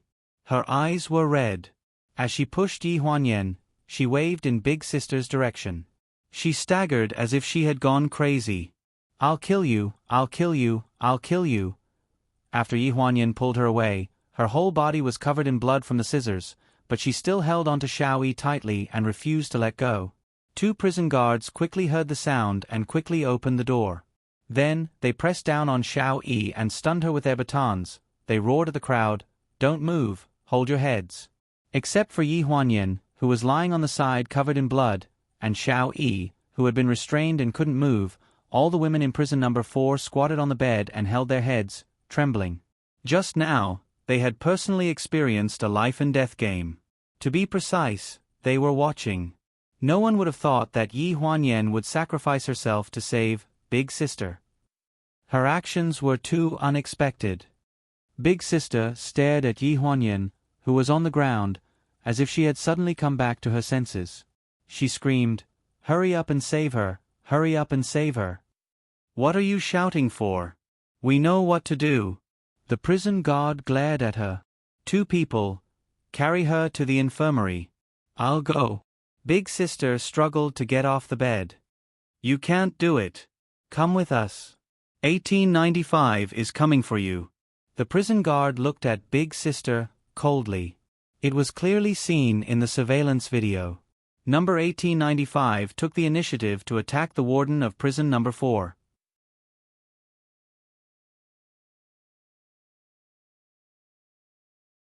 Chapter 199. When Yi Huanyan woke up, she was lying in the infirmary of the prison. The moment she opened her eyes, she saw a pure white ceiling. She moved, causing a series of pain all over her body. She could not help but groan. She lowered her head slightly and saw the wounds on her body. Her left arm was covered in layers of bandages and a fastener. The rest of the dozen or so wounds on her body were all bandaged, and she had also changed into a new prison uniform. The young female doctor rushed over when she heard the sound. When she saw her open her eyes, she heaved a sigh of relief and asked, "You're awake. Are you feeling unwell? Something like your chest and brain." Yi Huanyan shook her head blankly. The female doctor smiled. "That's good. If it's an internal injury, we can't treat it here. We have to move to another place. Now, it seems that other than the wound on your arm, which is very serious, the rest are minor injuries. When you go back, don't touch the water. Every day, a prison guard will bring you to my place to change your dressing. If they forget, remember to remind them." After the doctor gave a few instructions, someone came to pick her up. She held the fastener on her arm and returned to prison number 4 with the help of 2 prison guards. When the door opened, the eldest sister quickly stood up and personally came over to support her. The prison guard glanced at them. "Don't cause any more trouble." In a place like this, a matter that almost cost someone's life was only a simple sentence, "Don't cause any more trouble." The eldest sister and Fu Yingxiang helped Yi Huanyan to sit on the bed. Fu Yingxiang looked at the fastener on her arm and sighed repeatedly, "You're really bold. If that scissors had been a little more slanted, it would have stabbed your chest." The eldest sister sat on the other side of her with a solemn expression. "Why did you save me?" Yi Huanyan was pulling the blanket up. When she heard this, she hesitated for a few seconds before leaning against the pillow and closing her eyes. She said lightly, "I didn't save you." Xiao Wu, who was squatting in the corner, frowned. "Hey? What's with your attitude? Don't think that you're so great just because you saved eldest sister." The eldest sister glared at Xiao Wu, and she immediately lowered her head and squatted back. "You didn't save me. Do you want to die?" She did not respond. "Do you want to die because you were wrongly accused of being a mistress, or because you were bullied here?" When the word bully was mentioned, Xiao Wu lowered her head guiltily. "In life, there's nothing to be upset about. You're not the only one who's been wronged. You were arrested because you lost the case, so you can appeal. However, there are some people who are willing to take the blame for others. They took the blame for nothing and almost lost their lives." Yi Huanyan slowly opened her eyes and stared at her big sister with a complicated expression. Big Sister forced a smile. My husband accidentally killed someone, and I went to jail for him. His woman outside took advantage of this opportunity to take over the magpie's nest and sent someone to kill me. What do you think of my experience compared to yours? Yi Huanyan was slightly stunned. Her voice was hoarse. The pain of others has nothing to do with my pain. It didn't mean that you could live a happy life only if you thought that there was someone in a worse situation than you. That wasn't the case. Everyone had their own pain. No matter how many examples there were, those were other people's problems. Big Sister only snorted coldly. I just want to tell you that you're seeking death here. In the outside world, the person you're thinking about is with someone else. Don't you feel aggrieved to die in such a place? Looking at you, you must have been pampered and raised by your parents. Speaking of parents, Big Sister frowned. There seemed to be shame in her eyes. My parents raised me for more than 20 years and never touched a single finger on me. For that man, I ruined their face and family business. What about you? Where are your parents? After a while, Yi Huanyan's eyes reddened. She choked and said, My parents passed away. I'll never see them again. Later on, she couldn't remember how she cried until she lost consciousness in the arms of her big sister. She cried until she fainted, until her voice became hoarse and unpleasant to the ear.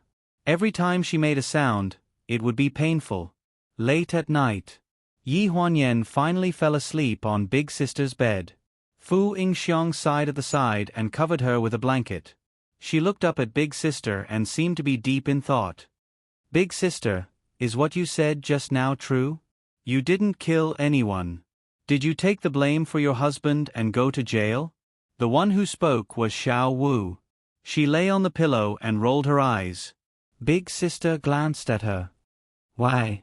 Do you think you can be Big Sister just because I didn't kill anyone? Xiao Wu shook her head like a rattledrum.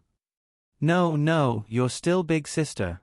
After saying that, she muttered, just based on your value, I can't afford to offend you even if there were 100 of you. These words fell into Big Sister's ears again. She had heard such words many times before, but she had always ignored them. Today, for some reason, she looked in Yi Huanyan's direction thoughtfully. In the end, her eyes fell on Fu Yingxiang and she said faintly, Don't worry. My value isn't the highest here. Don't joke, you're not the highest? Xiao Wu blinked and turned to look at Yi Huanyan. Can number one's value be higher than yours? Isn't she just a white-collar worker? Big Sister retracted her gaze and gave Xiao Wu a warning look. Don't make things difficult for her in the future. Apologize to her tomorrow. She's older than you, so call her Big Sister in the future. Xiao Wu was stunned. She thought of what happened today and felt a chill in her heart. She nodded and crawled under the blanket. If she met such a reckless woman, who knew if she would kill her one day, it was better not to provoke her. Not long after Xiao Wu fell asleep, she started snoring. As for Lao Er and Lao San, they were scared out of their wits in the evening and didn't have as much energy as Xiao Wu. They fell asleep before Yi Huanyan. Everyone was asleep, leaving only Fu Yingxiang and Big Sister. Besides Lao San, who do you think will be the first to go out? Fu Yingxiang was slightly taken aback. She turned to look at Big Sister, and said bitterly, I don't know who will be the first to go out, but I will definitely be the last to go out. Is that so? Your family can bear for you to suffer here? Hearing this, Fu Yingxiang's eyes showed some vigilance, but she pretended to be relaxed and smiled. Big Sister, you must be joking. I don't have a background like you and Yen Yen. It won't be that easy to reduce my sentence. Big Sister looked at her faintly with a cold gaze. Lao San's sentence is up, but she has been locked up for too long. She doesn't have any background outside, so she won't be able to help. The first to go out is probably Yen Yen. I don't understand what you're saying. It's best that you don't understand. I just want to remind you that I didn't want to get involved in your matters, but the situation is different now. Yi Huanyan saved me, so she will be my sister until she dies. Before you ask her to do anything, you should consider whether you can offend some people. I don't want her to take unnecessary risks. Fu Yingxiong chuckled, her expression calm. Big sister, you read too many novels. What do you mean by taking risks? I'm going to sleep first. You should sleep early too. She turned around and faced Yi Huanyan. Her smile gradually froze on her face.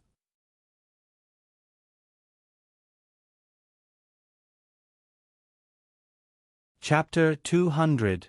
The next morning, Yi Huanyan was the first to wake up as usual. Just as she got up, she heard little Five mumble to Fu Yingxiong, "Get me a basin of water to wash my face first." Yi Huanyan was about to get off the bed, but Fu Yingxiong pulled her back. "You haven't recovered yet." Her voice was neither loud nor soft, but it woke Big Sister up. Big Sister sat up slowly. "I'll get you some water." This time, little Five woke up with a start. She looked like she had been struck by lightning. She probably remembered Big Sister's warning before going to bed last night. "How can I let Big Sister do it?" I'll go. Little Five, who was usually the harshest towards Yi Huanyan, changed her attitude. She respectfully fetched water and even wrung out a hot towel. If not for Yi Huanyan being afraid that she would accidentally burn herself, little Five would have wiped her face personally. This change in attitude was too fast. While Yi Huanyan was washing her face, Big Sister coughed and attracted everyone's attention. "Everyone saw what happened yesterday. Yen Yen is my benefactor, so from today onwards, she is my younger sister. You should treat her the same way you treat me.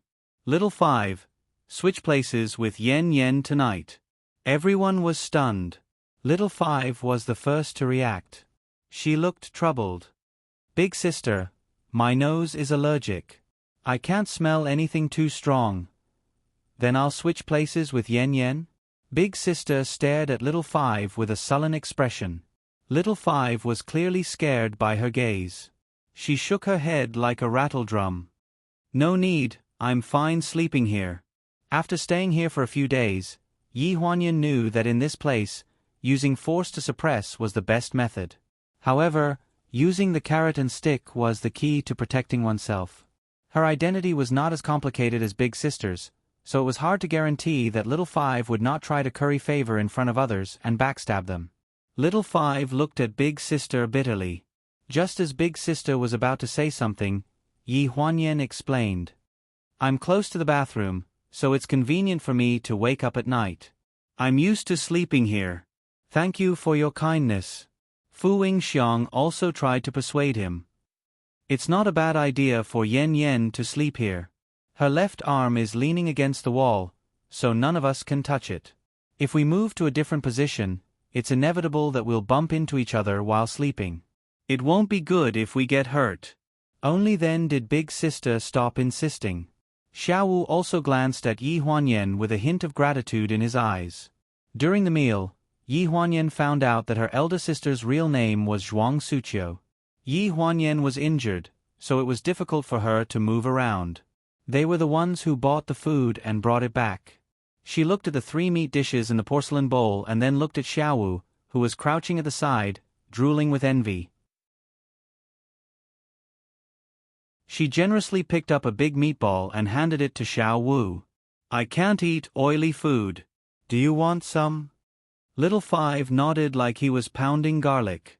Everyone in this room had to eat a certain amount of food. Xiaowu looked like she was not yet 17 or 18 years old.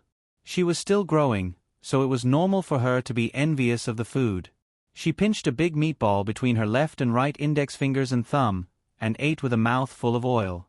Second sister was the most forthright. She laughed out loud. "Xiaowu is like a beggar." Everyone in the room laughed after she said that. Even Zhuang Suqiu smiled helplessly. Yi Huanyan lowered her head to eat. Zhuang Suqiu glanced at her with concern in her eyes. "Yen Yen, don't call me big sister in the future. It sounds very old. Just call me Sister Qiu. You saved me. When I get out in the future, no matter what difficulties you have, I'll do my best to help you." Yi Huanyan pursed her lips and swallowed the food in her mouth. "I didn't think too much at that time. You don't have to take it to heart. Are you saying that I'm not qualified to be your sister because of my identity as a murderer? Big sister frowned, a little unhappy. Yi Huanyan shook her head and smiled bitterly. That's not what I meant. Who is more guilty than who here? After saying that, she pondered for a while. We all live in the same place. There's no need to get along well with each other. If you want to acknowledge each other as sisters, why don't we all acknowledge each other as sisters? What do you think? As soon as she said that, little Five, who was squatting on the ground, was the first to raise her hand. I agree. Second sister and third sister naturally had no objections. Third sister scratched the blonde hair on her head in embarrassment and said with a smile, I'm about to leave. It's not a loss to acknowledge a few sisters. They can go out and take care of my business in the future. Of course, I agree. Second sister, on the other hand, spat at her rather straightforwardly. So you're keeping the sisters to buy your unsellable fake goods? I don't dare to acknowledge you as a sister. It'll be bad if you catch your own family.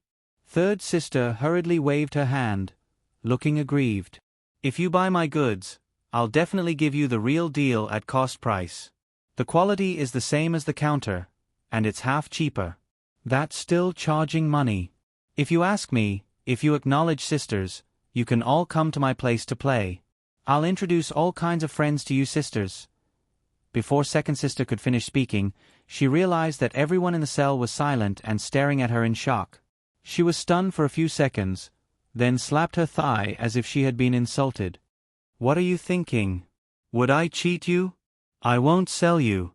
I don't have anything fun at my place. I don't just rely on selling sex. Moreover, I'm planning to change my profession this time. I'll do something more elegant and open a proper bar in the future. Wasn't everyone afraid that they would be sold if they weren't careful? Before they could heave a sigh of relief, second sister touched her chin and said, After all, brothels now like to be more elegant. We have to follow the market closely. Everyone's faces stiffened. It was really easy to change a leopard's spots. In the end, it was Fu Yingxiong who burst out laughing and dispelled the awkwardness. If you ask me, there's no need to talk about taking care of each other. It's fate to be able to meet here. Let's just become sworn sisters. In the future, if you have any difficulties when you go out, help if you can. If you can't, at least give some encouragement. That's pretty good. Her smile was like a spring breeze.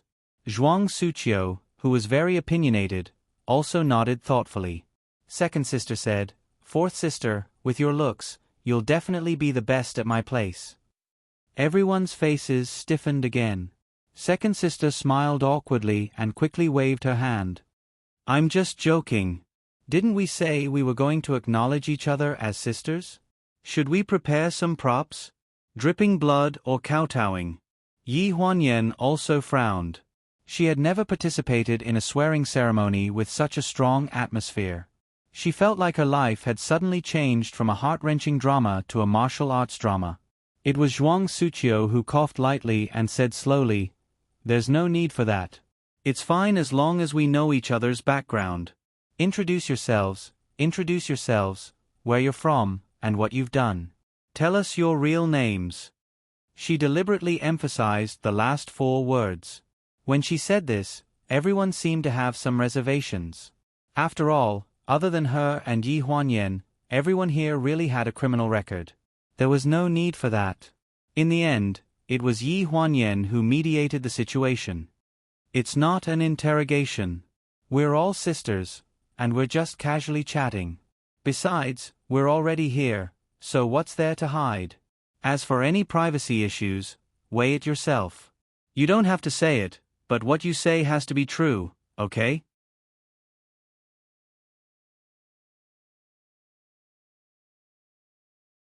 Chapter 201. The remaining 4 people looked at each other. In the end, Xiaowu swallowed the meatball in her mouth and raised her oily hand. Then, I'll go first. My name is Chen Yin.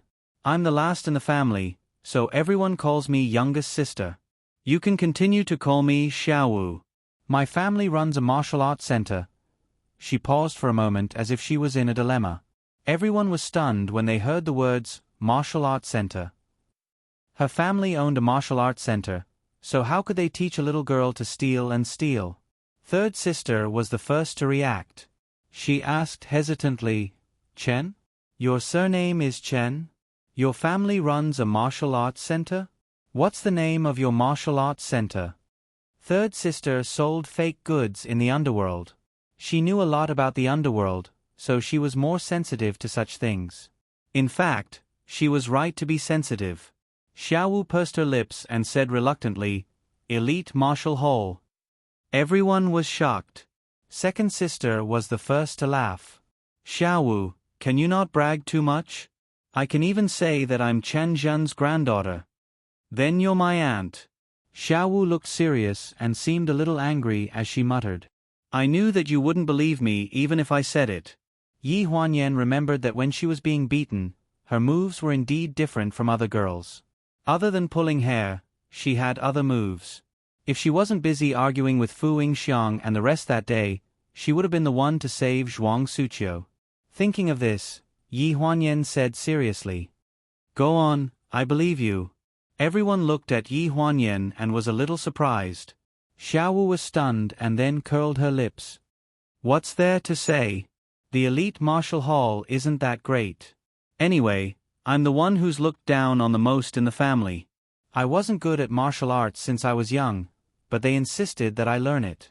In the end, I couldn't take it anymore and ran out of the family. I've been on my own, but I'm still alive now. The profound martial hall was nothing special. But in the international wushu competition and the national wushu competition, at least 6 of the top 10 were selected by the Jingwu Hall. The gold, silver, and bronze medals were always taken by the Jingwu Hall. In the eyes of foreigners, the Jingwu Hall's wushu was probably equivalent to China's table tennis. There were countless branches of the elite martial hall all over the country. He just didn't know which branch Xiao Wu's family had opened. Third sister was the most excited. She asked, Who is Chen Li to you? Do you know him? Chen Li was the champion of the previous national martial arts competition and was ranked in the top 10 in the world. Oh, my second brother. The 3 words fluttered in the wind made the third sister jump up from the bed excitedly. What did you say? You are the younger sister of Chen Li, the head of the elite force hall in Bianzhou. The Bianzhou General Hall was the place where the Jingwu Hall was founded. That was to say, if what Xiaowu said was true, then the entire Jingwu Hall belonged to her family. She was not the eldest daughter of a branch, but the daughter of an authentic Jingwu family. Everyone was shocked by third sister's reaction, except for Little Five. Little Five sighed, her face dignified. But it has nothing to do with me. Third sister, you think that all the glory belongs to the Jingwu Hall. I am just their shame. They wish that I didn't exist. Everyone glanced at third sister. She quickly put away the respectful look on her face and coughed dryly. That Little Five, don't be discouraged. You are equivalent to starting from scratch. That's pretty good. You are the most honest, rich second generation I have ever seen. You also think so? Little Five's eyes lit up. I can at least support myself, right? Third sister nodded repeatedly and then asked, That, if you go home, can you help me get an autographed photo of your brother? Everyone was speechless. Second sister and third sister's life experience was nothing special. It was just that their work was a bit shameful. Second sister's original name was Su Hong. She used to work in a bar street in Lonjiang City's Hohai. As for her work, she was a mother. As the name suggests, she took care of prostitutes. In this era where people laughed at the poor and not at the prostitutes, it seemed that there was nothing to criticize. And she swore to the heavens, I have never done anything like trafficking. The girls who come to me are all willing to come to me. I only took them in and introduced them to business because I pitied them. Arresting me is equivalent to cutting off their rice bowls. I am not convinced. If you were to tell her that if there was no business, there would be no killing, she would frown and say, I didn't kill anyone or set fire to them. Men and women, how many people abandon them in the end after doing it for free? Nothing is as practical as taking some money. Yi Huanyan felt that if Su Hong was given a bit of power, she would probably advocate for legalizing prostitution in the country. Third sister was called Gu Fengfeng. She was caught because she sold a batch of face cream from a certain hall. She caused a disfigurement on someone's face and caused serious injuries. That was why she was sentenced. I already told my man to just make some flour or something edible to fool them, but he didn't listen. He wanted to develop something that has the same effect as the counter. How many researchers created the counter? If he could develop it successfully, I would be able to go to the moon. In the end, you see, both of us are involved. Yi Huanyan and the others only knew that Gu Fengfeng and her man were sentenced together. It was just that the man's crime was more serious and he would be released a year later than her. When it was Zhuang Suqiu's turn, she was stunned. About my matter, when we talked about it last night, everyone was there, so there is no need to say. In the future, if the girls have any difficulties, they can look for me. I can help a little, big or small. The few of them nodded. Only Gu Fengfeng carefully asked a question. Big sister, when I bought the fake clothes, I heard that the most famous clothing factory in our area is the property of Zhuangyu Group. Didn't you say yesterday that your family makes clothes? Do you have any contact with this factory?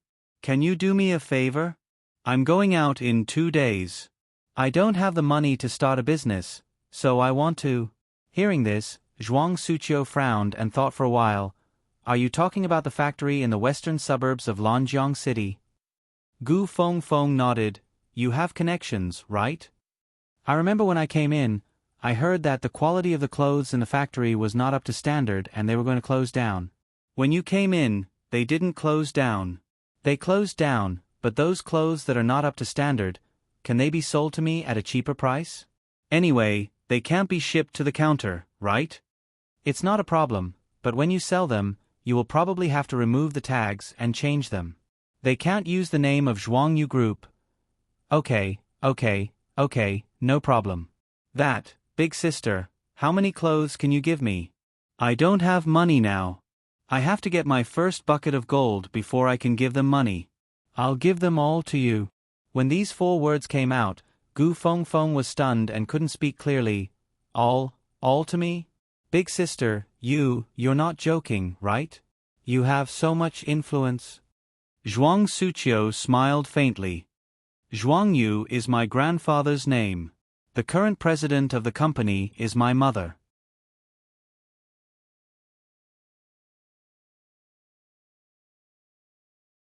Chapter 202.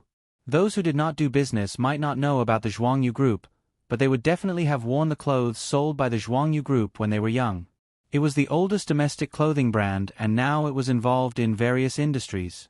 It was just that the current CEO of the Zhuangyu Group kept a low profile, so she rarely showed her face in public.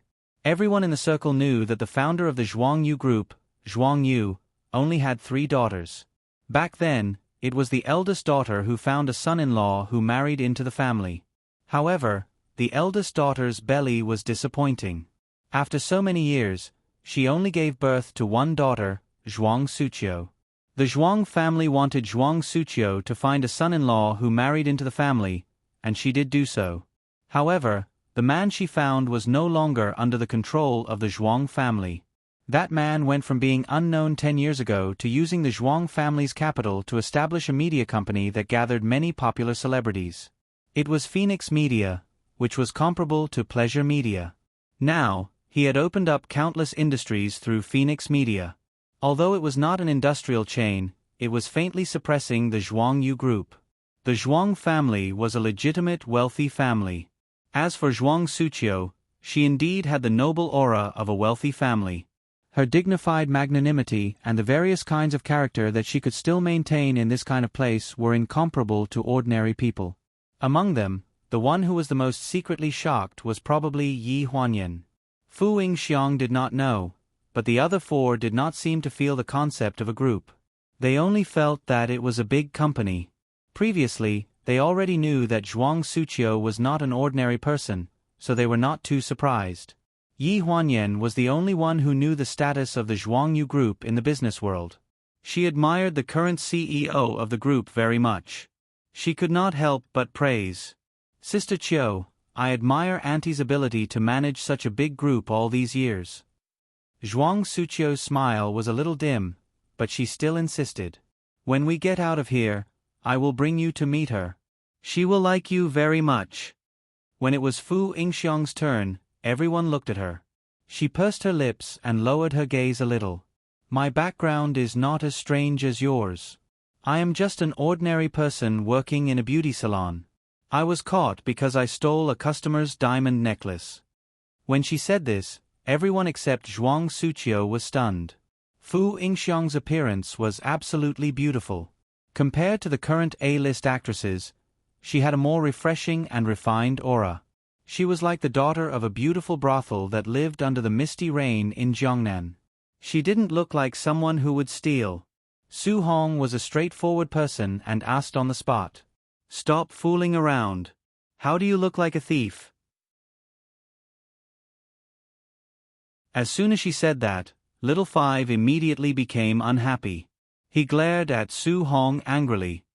Second sister, I don't agree with what you just said. When I said that I stole in, you didn't say that. Do I look like one? Hearing this, the crowd burst into laughter.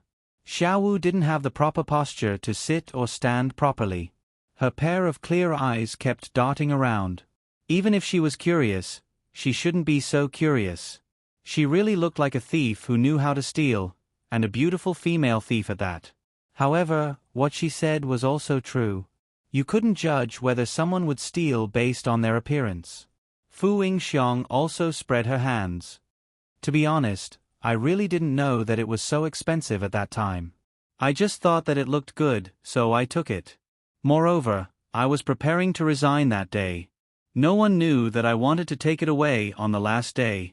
It was my first time stealing. The crowd reluctantly believed this explanation. However, Yi Huanyan was a little puzzled. Would someone really steal something just because it looked good? Moreover, it was such a beautiful woman like Fu Yingxiang.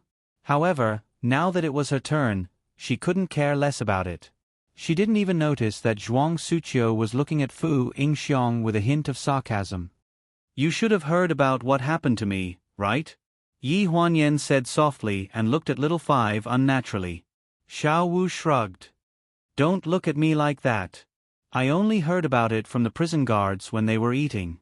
I just knew that you were a homewrecker and that you deliberately hurt people. I didn't hear the details clearly. After saying that, she smiled sheepishly and said, Well, Sister Yan Yan, don't blame me for being impulsive.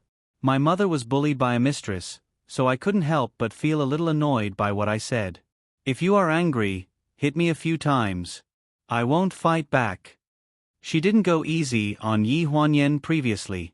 These words were sincere, but it was a little awkward to say them now. Fu Yingxiang teased from the side. Little Five, you really know how to pick the right time. Yan Yan's arm is already broken. If you let her hit you now, won't that be taking advantage of you? When the time comes, you won't even have a single strand of hair on your head, but her arm will be broken, right? Everyone laughed. Little Five touched her hair embarrassedly and said, Then can you wait until your injury is healed before you hit me? When Fu Yingxiang spoke, Yi Huanyan remembered that after this, when many contradictions and awkwardness were triggered, she was the one who easily resolved them by gently opening her mouth. How could a woman like Fu Yingxiang, who had a heart of 7 orifices, steal? She still couldn't figure it out. Fortunately, after everyone laughed, she still had to continue talking about her own affairs. The story was a little long. She had only told it to Ji Xiaoye before. Now that there were so many listeners and in such an environment, she could speak freely without any scruples. She didn't care about other people's opinions. When she talked about Ling Han's indifferent and cruel behavior towards her, everyone's faces were sullen. When she talked about this historical problem left behind by her parents, everyone's faces were solemn. When she talked about Shang Enren's repeated backstabbing, Little Five took the lead to stand up with her fists clenched and said angrily, This Shang Enren, I thought she was a good person. She played the delicate and pitiful heroine on TV all day long. It turned out that she was a complete white lotus, a green tea bitch. Your brother is too blind. Little Five, don't interrupt. Yen Yen hasn't finished yet. Fu Yingxiong reminded her. Little Five squatted down angrily again and didn't forget to scold her. None of the men are good. Thinking that her mother was also promoted by a mistress, and connecting it to her own rebellious character, everyone felt some pity and sadness in their hearts. Later, she was injured. I didn't do it, but I did lose the case. All the evidence pointed to me. She was loved by the people. Yi Huanyan looked sad and her face was a little pale. She seemed to think of the scene in the court on the day of the final trial. Her heart was still trembling and she couldn't get rid of it. Everyone was silent. Zhuang Suqiu sighed and was afraid to pat the back of her hand. In fact, it's better to experience it earlier. It's better than to be at my age. It's hard to get rid of it. You're still young. Zhuang Suqiu was only in her early 30s. In addition, she took good care of herself. Her skin was the best among all of them. It was nothing more than because of her temperament, which made people feel that she was old. Yi Huanyan sighed secretly and looked up with a smile. Sister Qiu, you don't look old at all. You're still young.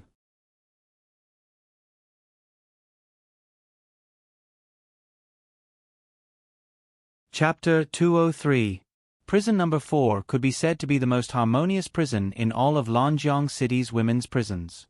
Although there were all kinds of people, there were still many hidden talents. At noon, Yi Huanyan was brought to the infirmary to change her dressing. Xiao Wu accompanied her. Gu Fengfeng was brought to the prison by the prison guards to do a background check before she was released from prison. Su Hong was visited by someone. Only Zhuang Suqiu and Fu Yingxiong were left in the cell. When Su Hong left, Zhuang Suqiu was sitting on the bed reading a book. Her short hair was sticking to the wall and she looked serious.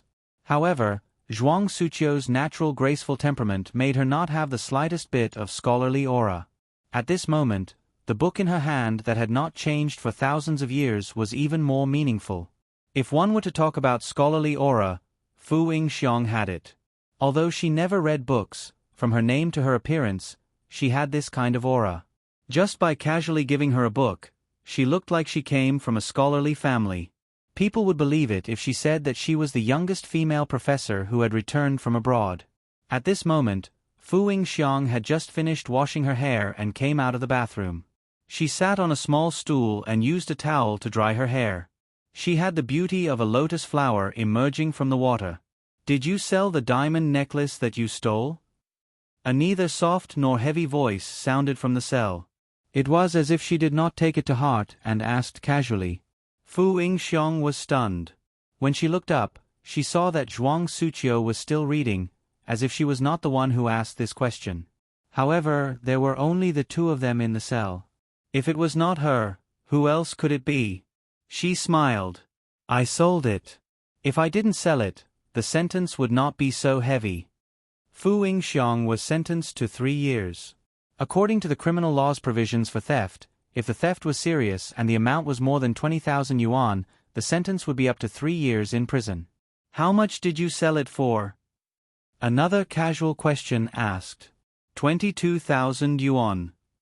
Fu Yingxiong smiled faintly again. The actual value should be about 10 times that. I only found out after going to court.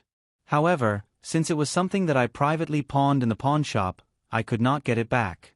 Moreover, it was said to be a token of love. There was no way to forgive me, so the sentence was the highest. It sounded like there was no loophole at all. However, Zhuang Suqiu's eyes flashed with a thought-provoking look. She looked up at her and said, Didn't you say that you only thought it was a small toy and stole it because you liked it?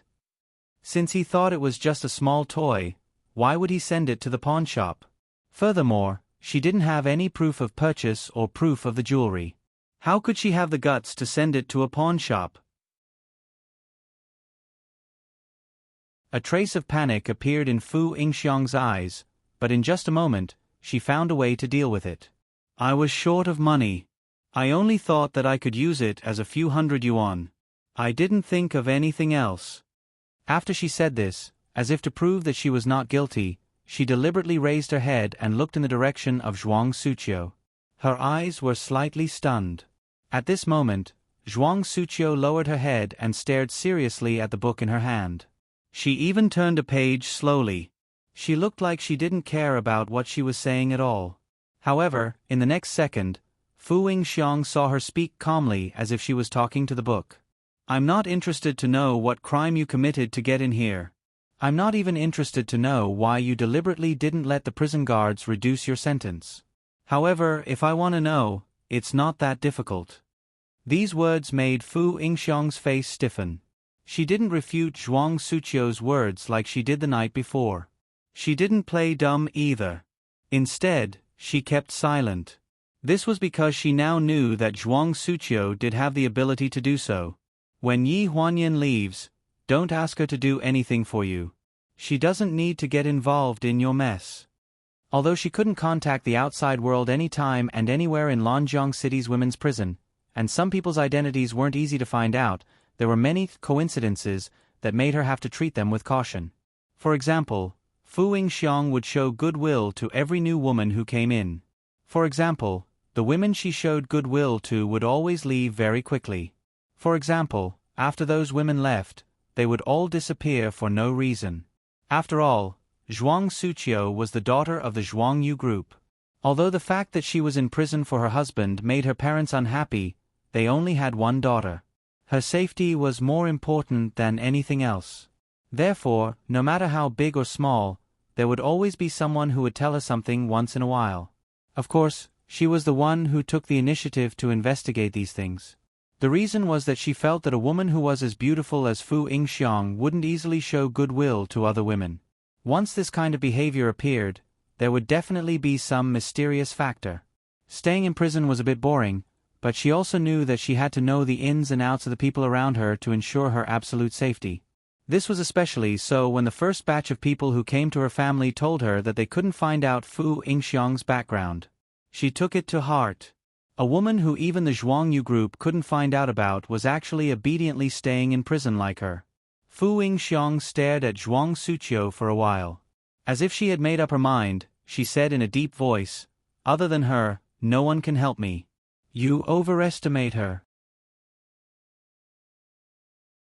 She's just a secretary of the pleasure group's CEO.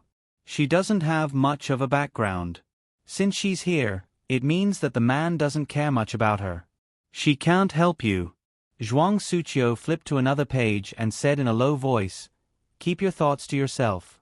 After she gets out, no matter who you ask for help, I won't care."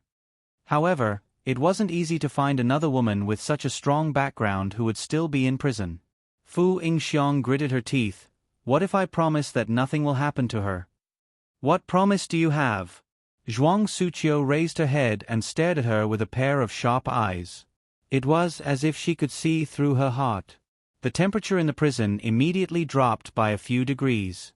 The silent atmosphere seemed to be able to stop time. After a while, Fu Yingxiang's eyes were firm as she slowly opened her mouth. "Is the identity of the Wang's daughter enough?"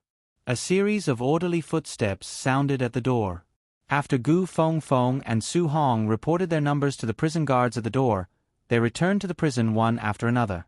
Zhuang Suqiu was still reading a book when they left. Fu Yingxiang was drying her hair. They didn't notice anything strange. As soon as they entered the prison, Su Hong's hearty voice broke the silence in the room. "One of my sisters brought me 2 kilograms of cherries. It wasn't easy to get them in here. They were too strict. They checked me one by one. I'll have plenty to eat later." Yi Huanyan had just returned. Su Hong forced her to stuff a cherry into her mouth.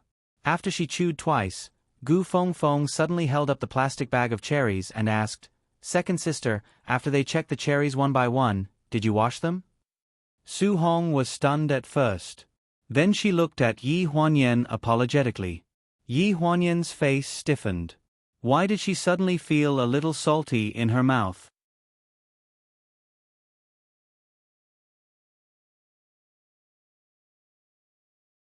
Chapter 204.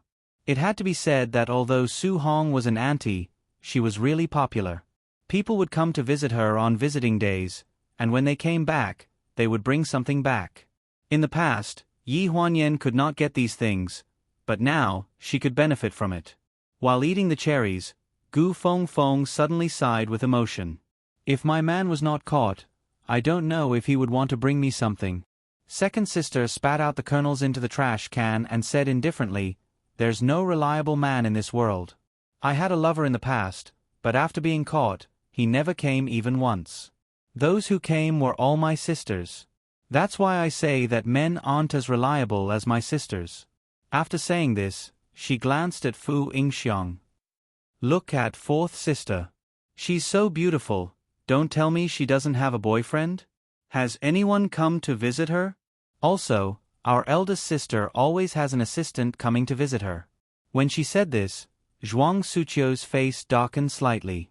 Yi Huanyan quickly glanced at Su Hong, then took a cherry and put it in front of Zhuang Suqiu's mouth. "Sister Qiu, eat some. It's quite sweet." Su Hong seemed to want to say something, but Fu Yingxiang quickly stuffed a handful of cherries into her mouth and said with a smile, "Food can't stop you." Su Hong muttered, her face full of indignation. "What's wrong with your brains? What's wrong with your brains?" Yi Huanyan blinked, looking confused. What did she say? Xiaowu, who was busy eating, suddenly looked up and spat out several cherries into her palm. Sister Hong said that fourth sister is angry out of humiliation. Second sister even knows how to say idioms. Gu Fengfeng said with a teasing smile on her face. Everyone looked at each other and burst into laughter. Only Su Hong could say that her brain was angry. From the looks of it, she probably did not benefit from the 9 years of compulsory education. After acknowledging herself as a sister, Yi Huanyan had a good life in the prison. There was nothing to worry about, and her life was unchanged, but there was a lot of laughter. Except in the middle of the night, when she looked at the high iron window, she would still feel a faint pain in her heart. Jinjiang Park. The shutter door of the garage slowly raised, and the black car stopped steadily. Ling Han got out of the car, subconsciously adjusted the buttons on his suit, and walked into the villa with a frown. Suddenly, a familiar voice came from the kitchen. "Lingling, the last part of the black chicken soup, turn off the heat and simmer it slowly." There was a hint of joy in the voice, as if it was filled with expectations for a lover. He couldn't believe it. Without even thinking about it, he strode toward the kitchen. "Yi Huanyan, when are you?" When he saw the figure in front of the kitchen stove turning around in surprise, he saw there was a glimmer of light in his eyes, but it dimmed at a speed visible to the naked eye. Lingling was stunned for a while. She followed Ling Han's gaze and glanced at the video that was still playing from the corner of her eyes. "This is the video of Miss Yi teaching me how to make the soup. I forgot one ingredient and just took it out to watch." There was a look in Ling Han's eyes that she could not understand, and it made her panic for a moment. I'll put it away now and not watch it." Ling Han frowned, turned around and left, leaving behind a few words in an indifferent tone. "No need, go do your thing." Lingling held her phone, and her gaze fell from the phone to Ling Han's back.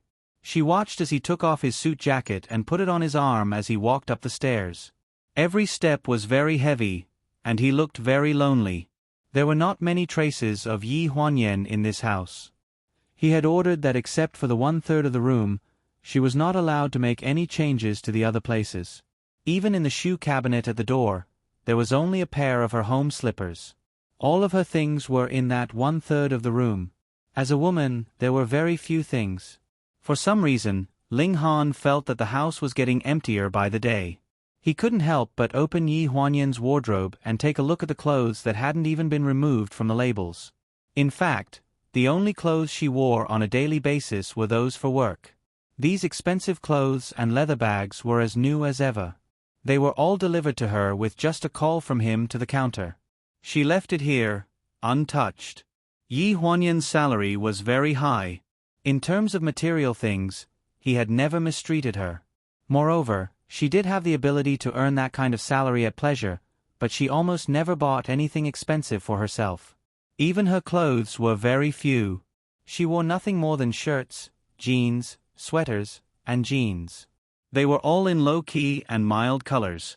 It was as if she had never thought of dressing up to be outstanding. He knew that Yi Huanyan was different from other women, but he could not explain why. But when he thought of her, he could clearly feel that she was different from other women.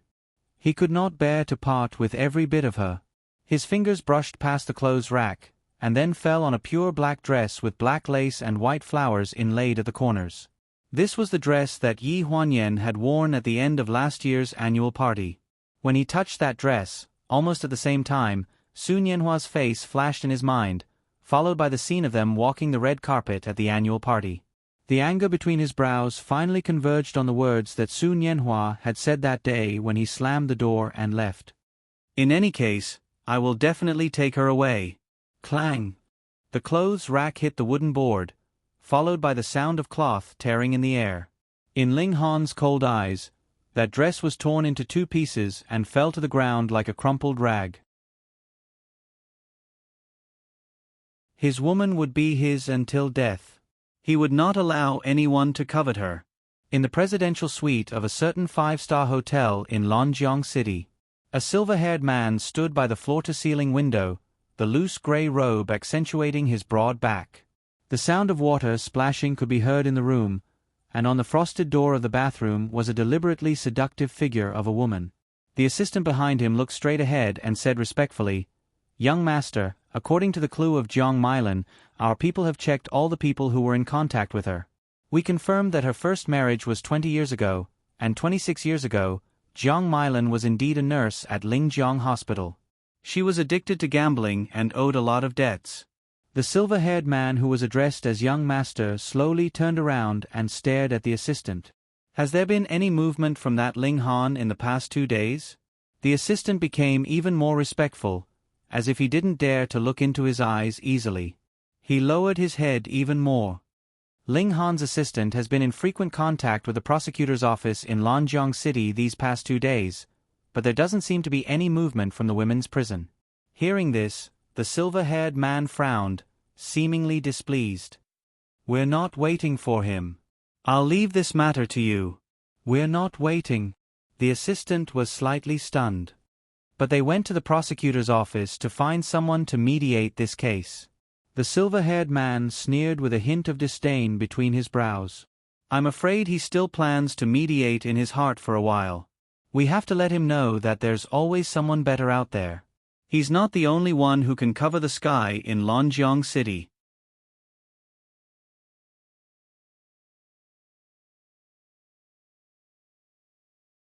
Chapter 205. The silver-haired man's tone was full of coldness, and there was a cold air between his eyebrows.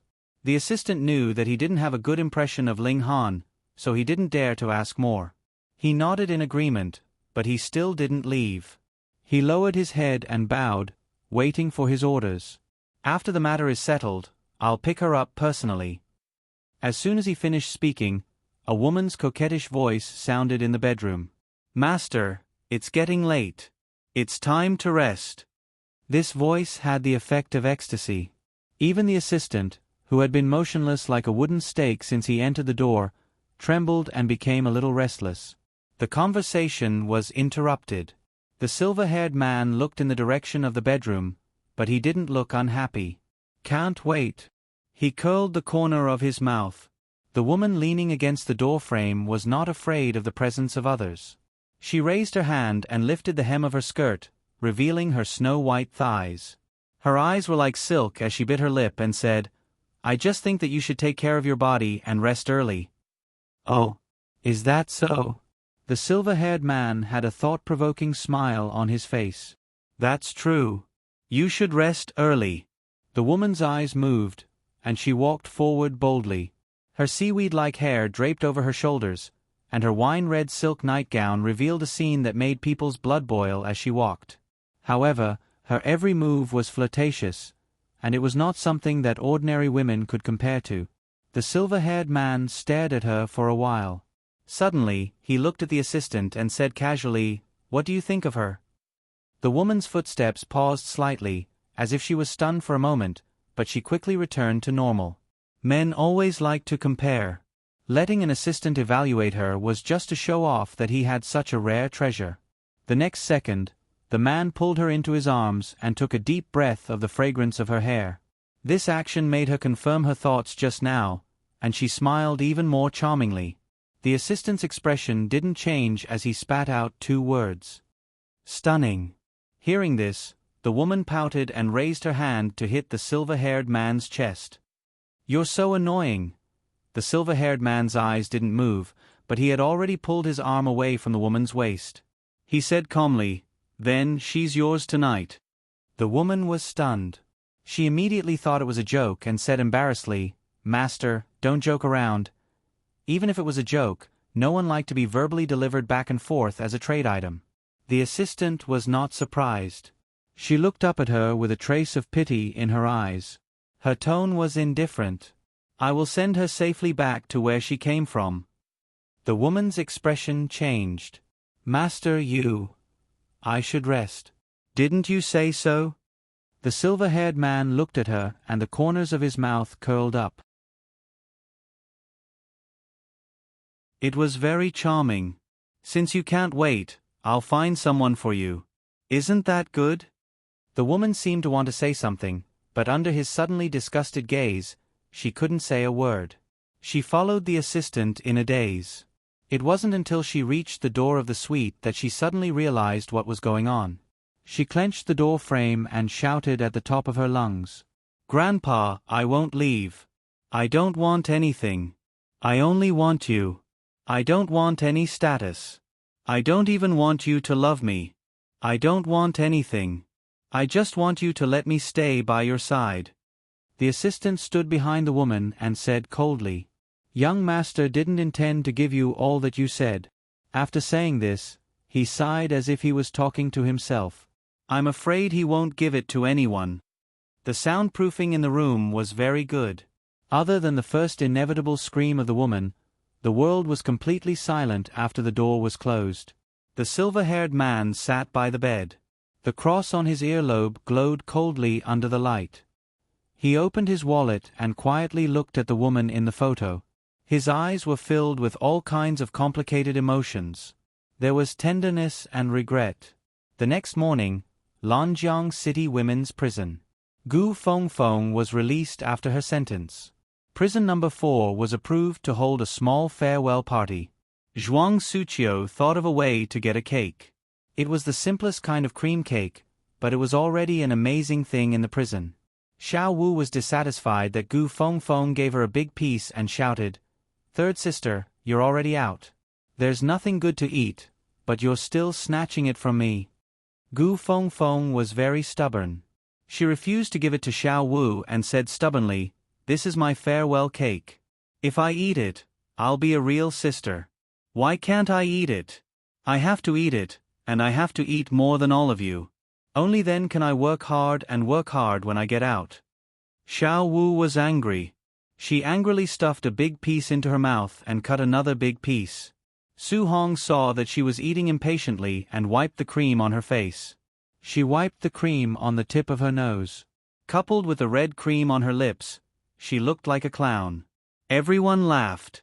It's food, don't joke about it. Little Five rubbed his nose and licked his fingers with a righteous expression. Yi Huanyan was also a playful person. As soon as Xiao Wu finished speaking, she also wiped the cream on her forehead. Xiao Wu stomped her feet. Fu Yingxiang also joined in the fun. Her cheeks fell. Xiao Wu was going crazy, but she protected her cake plate with all her might.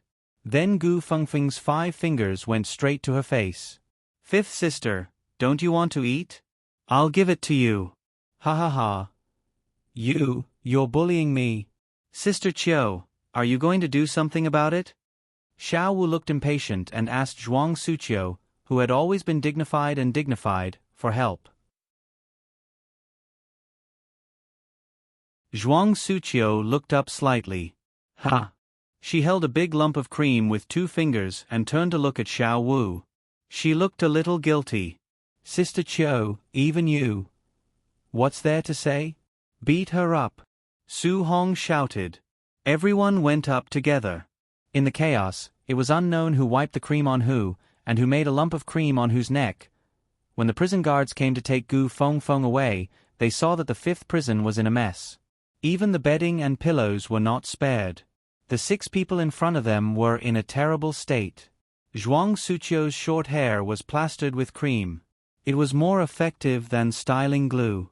Gu Feng Feng and Su Hong's necks were full of cream, as if they were wrapped in a circle of cotton. Yi Huanyan and Fu Yingxiang were a pair of sisters in distress. Their hair was stuck together and could not be untied. Their hair was wrapped in circles of cream and breadcrumbs. The most miserable was Xiao Wu. Other than her eyes, her face was full of cream. When the prison guards came, she was still beating her chest and stamping her feet, licking it desperately. Gu Feng Feng would have to leave when the time came. She reluctantly said goodbye. As for the remaining 5, the prison guards' faces were gloomy as they roared angrily. Everyone, carry your bedding and walk together.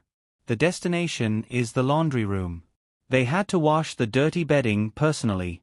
Otherwise, clean ones would not be distributed to them.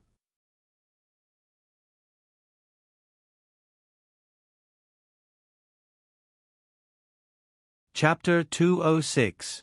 It was a good time to enter spring in Lonjiang City. The women's prison was near the river, and it had always been cold in the cells. Now that they had a rare opportunity to come out, it was almost the middle of April, and the temperature had warmed up. It was afternoon, and the sun poured down and landed on the large sunscreen in front of the laundry room, making people's hearts itch. In the 4th prison, 5 people were squatting in a row on the cement floor in front of the laundry room, washing clothes. If it weren't for the eye-catching prison clothes on their bodies, the 5 of them would be chatting casually like rural women who only worried about their 3 meals and 5 grains. Sister Chiu, among us, you come from the best family. Can you tell me if a rich man's wife is just like the actors on TV?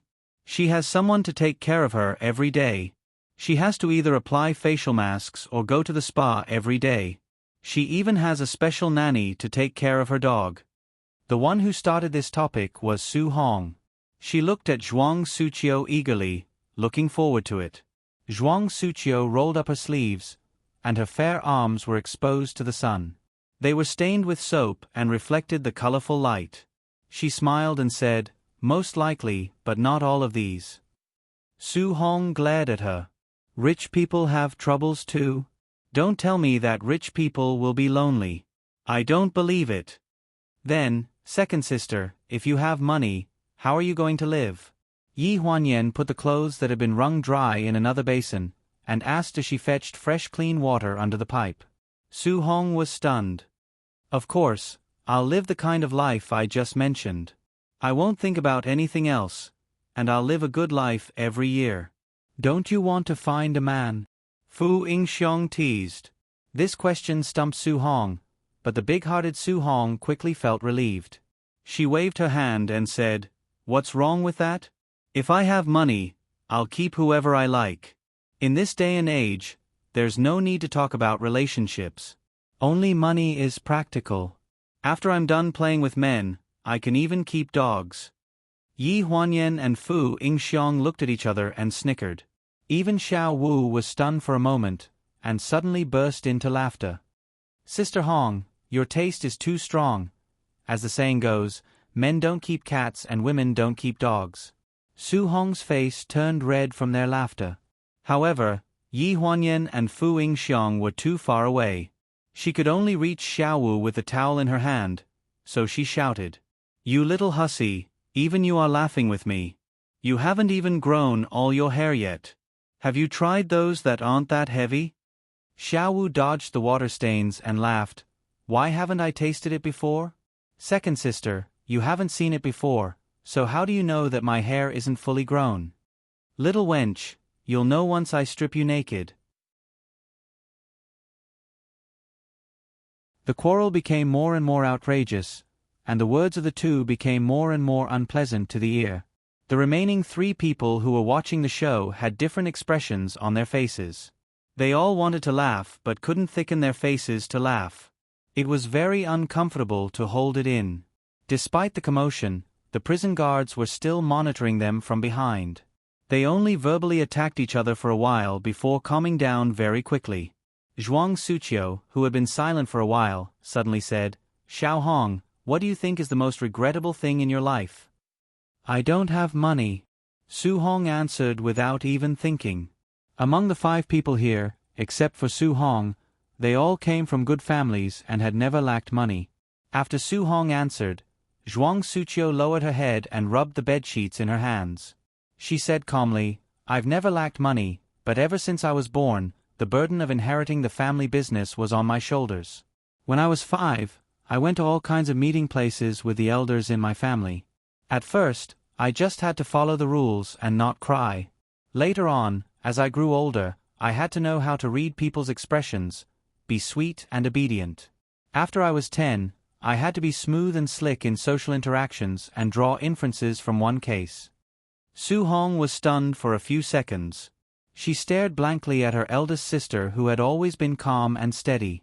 She didn't know what to do. When I was 6 years old, my biggest regret was that I couldn't be like other children at my birthday party and dirty my clothes. I couldn't show my love for cake, not just cake, but everything that I liked. Yi Huanyan came from a good family, but she wasn't as powerful as the Zhuang family, so she couldn't empathize with her. However, she didn't notice that Fu Yingxiang's expression changed slightly. She rubbed the bed sheets even harder. Su Hong was stunned. Why are your elders so strict with you? Actually, they weren't strict. Zhuang Suqiu smiled calmly. They didn't hit me or scold me. They just made me feel that there were many things that I couldn't do. I had to hide my emotions and not let others find out. My mother told me since I was young that our emotions are our biggest weakness for others to attack. So, emotional management was the biggest constraint they had on me since I was young. So, they didn't want you to laugh loudly when you were happy, and they didn't want you to cry loudly when you were sad. Zhuang Suqiu was stunned for a moment. It was the first time she had heard such a straightforward explanation.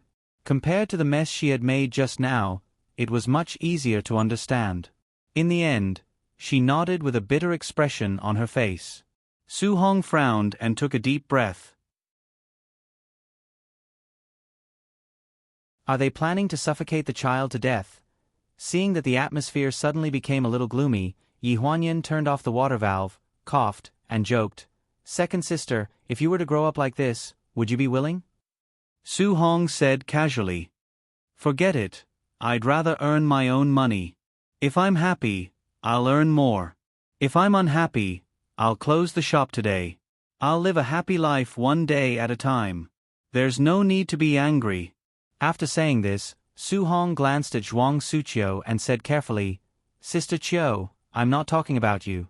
I'm just saying, sigh, anyway, everyone has their own life. You have your own advantages. It's better than me leaving home at the age of 12 to make a living alone. Seeing that she was comforting her in such a serious manner, Zhuang Suqiu laughed and glanced at her. Do I need you to comfort me? I'm living a life without anyone to care about me now, right? I've lived for more than 30 years and I've encountered something like going to prison. I reckon that the coffin of my ancestors can't be closed anymore. I'm considered to have done whatever I want for once. Everyone was amused. Zhuang Suqiu had always been mature and steady. Her tone of speaking was most likely influenced by Su Hong and Xiaowu. If the saying, one is marked by the company one keeps, one will be marked by the company one keeps, was combined together, even cinnabar would be covered in dust when it met black ink. Xiaowu twisted her clothes and raised her head to ask, Sister Qiu, what do you want to do after you get out? What about the mistress? Yi Huanyan was squatting beside Zhuang Suqiu. She could clearly see that her eyes trembled slightly and there was a faint trace of hostility in them when Xiaowu mentioned the mistress. I'm your big sister, I can't embarrass you all, right?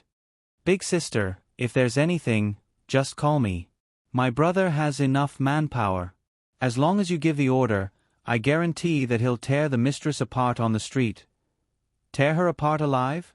Everyone's mouth twitched slightly. After all, she came from a martial arts school. She was violent.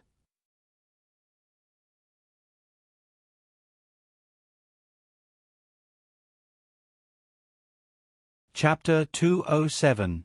Little 5. Didn't you have a falling out with your family? Why is your brother still willing to help you? Su Hong asked.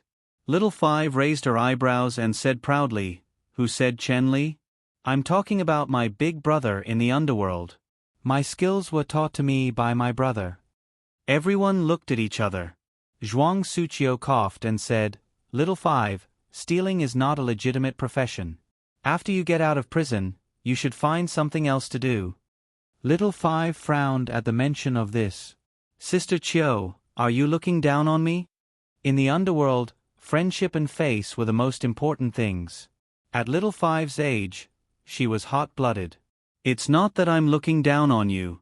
How about this? After you get out of prison, I'll introduce you to a new job in my company. You can be a receptionist or a clerk. The salary is stable and high. A clerk in the Zhuangyu group had to be a first-rate graduate to be able to enter. Little Five was unhappy. Although she did not say anything, her expression was already very ugly. She was probably still upset that Zhuang Suqiu looked down on her pickpocketing job. Earn a living with your skills. Those who are not as good as others have to pay. That's not third rate. This voice was clear and calm. It was Fu Yingxiang, who rarely participated in discussions. Everyone was stunned. They all thought that she was an otherworldly person and would scoff at this kind of thing. However, when she spoke, it reminded them that she was also caught for stealing. Thus, they understood her words. Fu Yingxiang was not only trying to absolve herself. She smiled faintly, but she was persistent. For example, stealing, winning the lottery, gambling, and cheating. These so-called shortcuts to get rich overnight are actually all based on one's own skills. People spend 10 years at home to sharpen their skills. Most of them live a dark life because of this to support their families. Earning a little money is understandable, isn't it? Hearing this, even Yi Huanyan raised her head and stared at her, unable to move her eyes away. It was the first time she heard someone speak so confidently about these opportunistic and even illegal activities. Moreover, this person was such an elegant and refined woman. Fu Yingxiang seemed to have realized that everyone was looking at her strangely. She smiled awkwardly and said, I was just saying it casually. Don't take my personal opinion seriously. Among the crowd, only Zhuang Suqiu looked at her with a hint of understanding. On the surface, he said that he wouldn't investigate her background, but she had to know what kind of dangerous person was living next to her, right? The five of them kept changing the topic. Xiao Wu and Su Hong, who loved to chat, took the lead. When they were almost done, the topic finally landed on Yi Huanyan. She was the last to arrive. What everyone knew about her was what she said a few days ago. There wasn't much to talk about. After all, it was a sad thing for her. Moreover, this sad thing was right in front of them. It had only been less than half a month. It was just that the topic had changed, and it didn't seem good to ignore her. In the end, it was Su Hong who asked cautiously, Sister Yan Yan, what do you plan to do after you go out? Are you going back to that scumbag? Yi Huanyan was silent for a few seconds. I haven't thought about it yet. Since she was in prison, she had been thinking about the grievances between her and Ling Han, plus the entanglement between Shang Anren and the other two. At the beginning of her one-year sentence, she hadn't thought about what would happen after she got out of prison.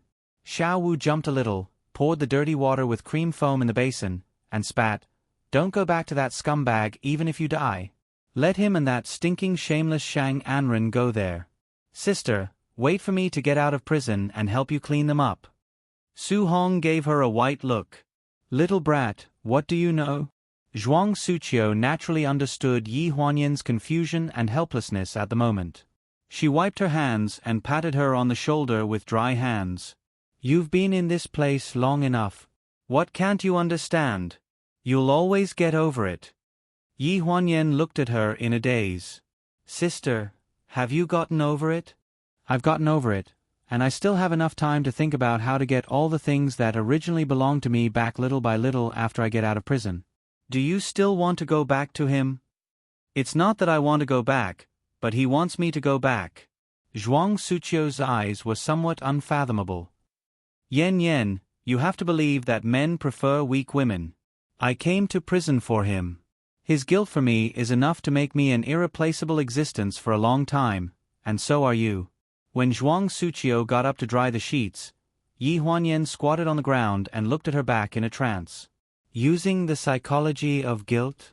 But what if she didn't want to? From the beginning to the end, all she wanted was his heart.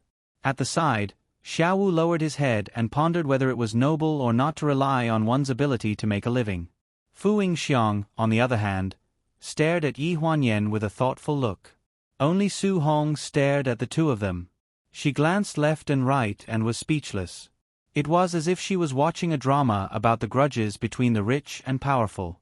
After watching the drama, she carried a basin of dirty sheets and ran to look for Zhuang Suqiu. She probably wanted to continue to discuss the problem of how many bedrooms there were in the rich's house. After a while, Xiao Wu carried the basin and went to dry the sheets. Only Yi Huanyan was left standing there in a trance. Yen Yen, don't be sad. Time will let you think about everything clearly. Even if you can't, you might not be willing to think about it in the end. Fu Yingxiang's voice was very clear, as if a mountain spring flowed through one's heart, making one feel comfortable and pleasant. Her words and actions were always like this. She knew when to advance and when to retreat. Even when she was talking to you, she would maintain the right distance. She would not be too intimate and make people vigilant, but she would not be too cold and make people disappointed. Yi Huanyan nodded. She had heard her good intentions, but how could the pent-up resentment in her heart be dispelled with just a few words? In fact, Fu Yingxiang had already washed the bed sheets and blankets in the basin. She wrung them dry and placed them in the plastic basin. Her hands were clasped together as she squatted on the ground and looked at Yi Huanyan. Even though Yi Huanyan's mind wasn't here, she could tell that Fu Yingxiang was in a trance. Yingxiang, what's wrong with you? Originally, it was just a guess, but after asking, she saw Fu Yingxiang frown. Yi Huanyan knew that she guessed correctly. What's troubling you? It's nothing. It's just that third sister left today and I forgot to ask her about something. I only remembered it now and felt a little vexed. Yi Huanyan was slightly stunned. What's the matter? I want to tell my brother that I'm safe. He still doesn't know that I'm in prison, and I don't know if anyone is looking for me. Ah! Yi Huanyan was stunned. Shouldn't the prison send someone to contact your family? When I was young, my parents divorced early. My father took my brother with him and left. After my mother passed away, it was my brother who helped me in private. 3 years ago, my brother got married and moved out of the house. These past few years, it hasn't been easy for him. He only comes to visit me during the holidays. He doesn't usually contact me. Fu Yingxiang's eyes could not hide the grief in her eyes. Yi Huanyan was slightly stunned. She thought that if she still had relatives alive, they would be in as much pain as her, so she held her hand. It's okay. Whoever gets out first will help you pass the message.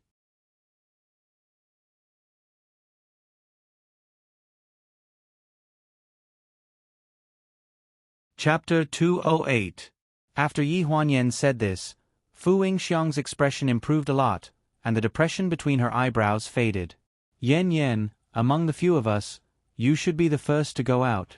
Hearing this, Yi Huanyan was stunned. You forgot about Xiao Wu. Xiao Wu only has half a year left before she can go out. After she said this, she saw that Fu Yingxiang still had a look of certainty on her face. Then, if I go out early, I'll pass you a message. Where does your brother live? What's his name? After you get out of prison, just call my brother. Before I leave, I'll write you a phone number. My brother's name is Gu Lu. Yi Huanyan nodded, even though she did not think that she would go out early. Seeing that Fu Yingxiang was so upset, she naturally spoke to her and gave her some hope. That night, Fu Yingxiang stuffed a piece of paper into Yi Huanyan's hand. It was folded very small and she kept it close to her. As for why Fu Yingxiang did not mention this in front of the other sisters, Yi Huanyan also thought about it. Perhaps she felt that it was not worth mentioning. After all, Fu Yingxiang did not look like someone who liked to trouble others to do things for her. Yi Huanyan guessed that she had been anxious for a long time before she mentioned it to her. Not long after Gu Fengfeng left, the 5 people in the prison were sent to do some simple manual labor by the prison guards. Their main task was to help the factory that made the cardboard boxes as laborers. The cardboard boxes were not heavy, but they were big. The medium cardboard boxes could only be moved 2 or 3 at a time, and the large cardboard boxes could only be moved 1 or 2. They did not stop running back and forth. In addition, the prison guards kept urging them, so the 5 of them were so tired that their legs trembled when they returned to the prison after dinner every day. When will these days end? Su Hong sighed and patted her stomach. It's okay to move things, but my waist is not good. I have to bend over and get up. It's killing me. Xiao Wu had just finished washing her hair. She laughed as she dried her hair. Sister Chiu lives like a princess, but she doesn't complain like you. Are you a servant with the body of a young lady? Hearing this, Su Hong glared at her. Can't you hope for me to be better? I'm a young lady. Can't I have the body and life of a young lady?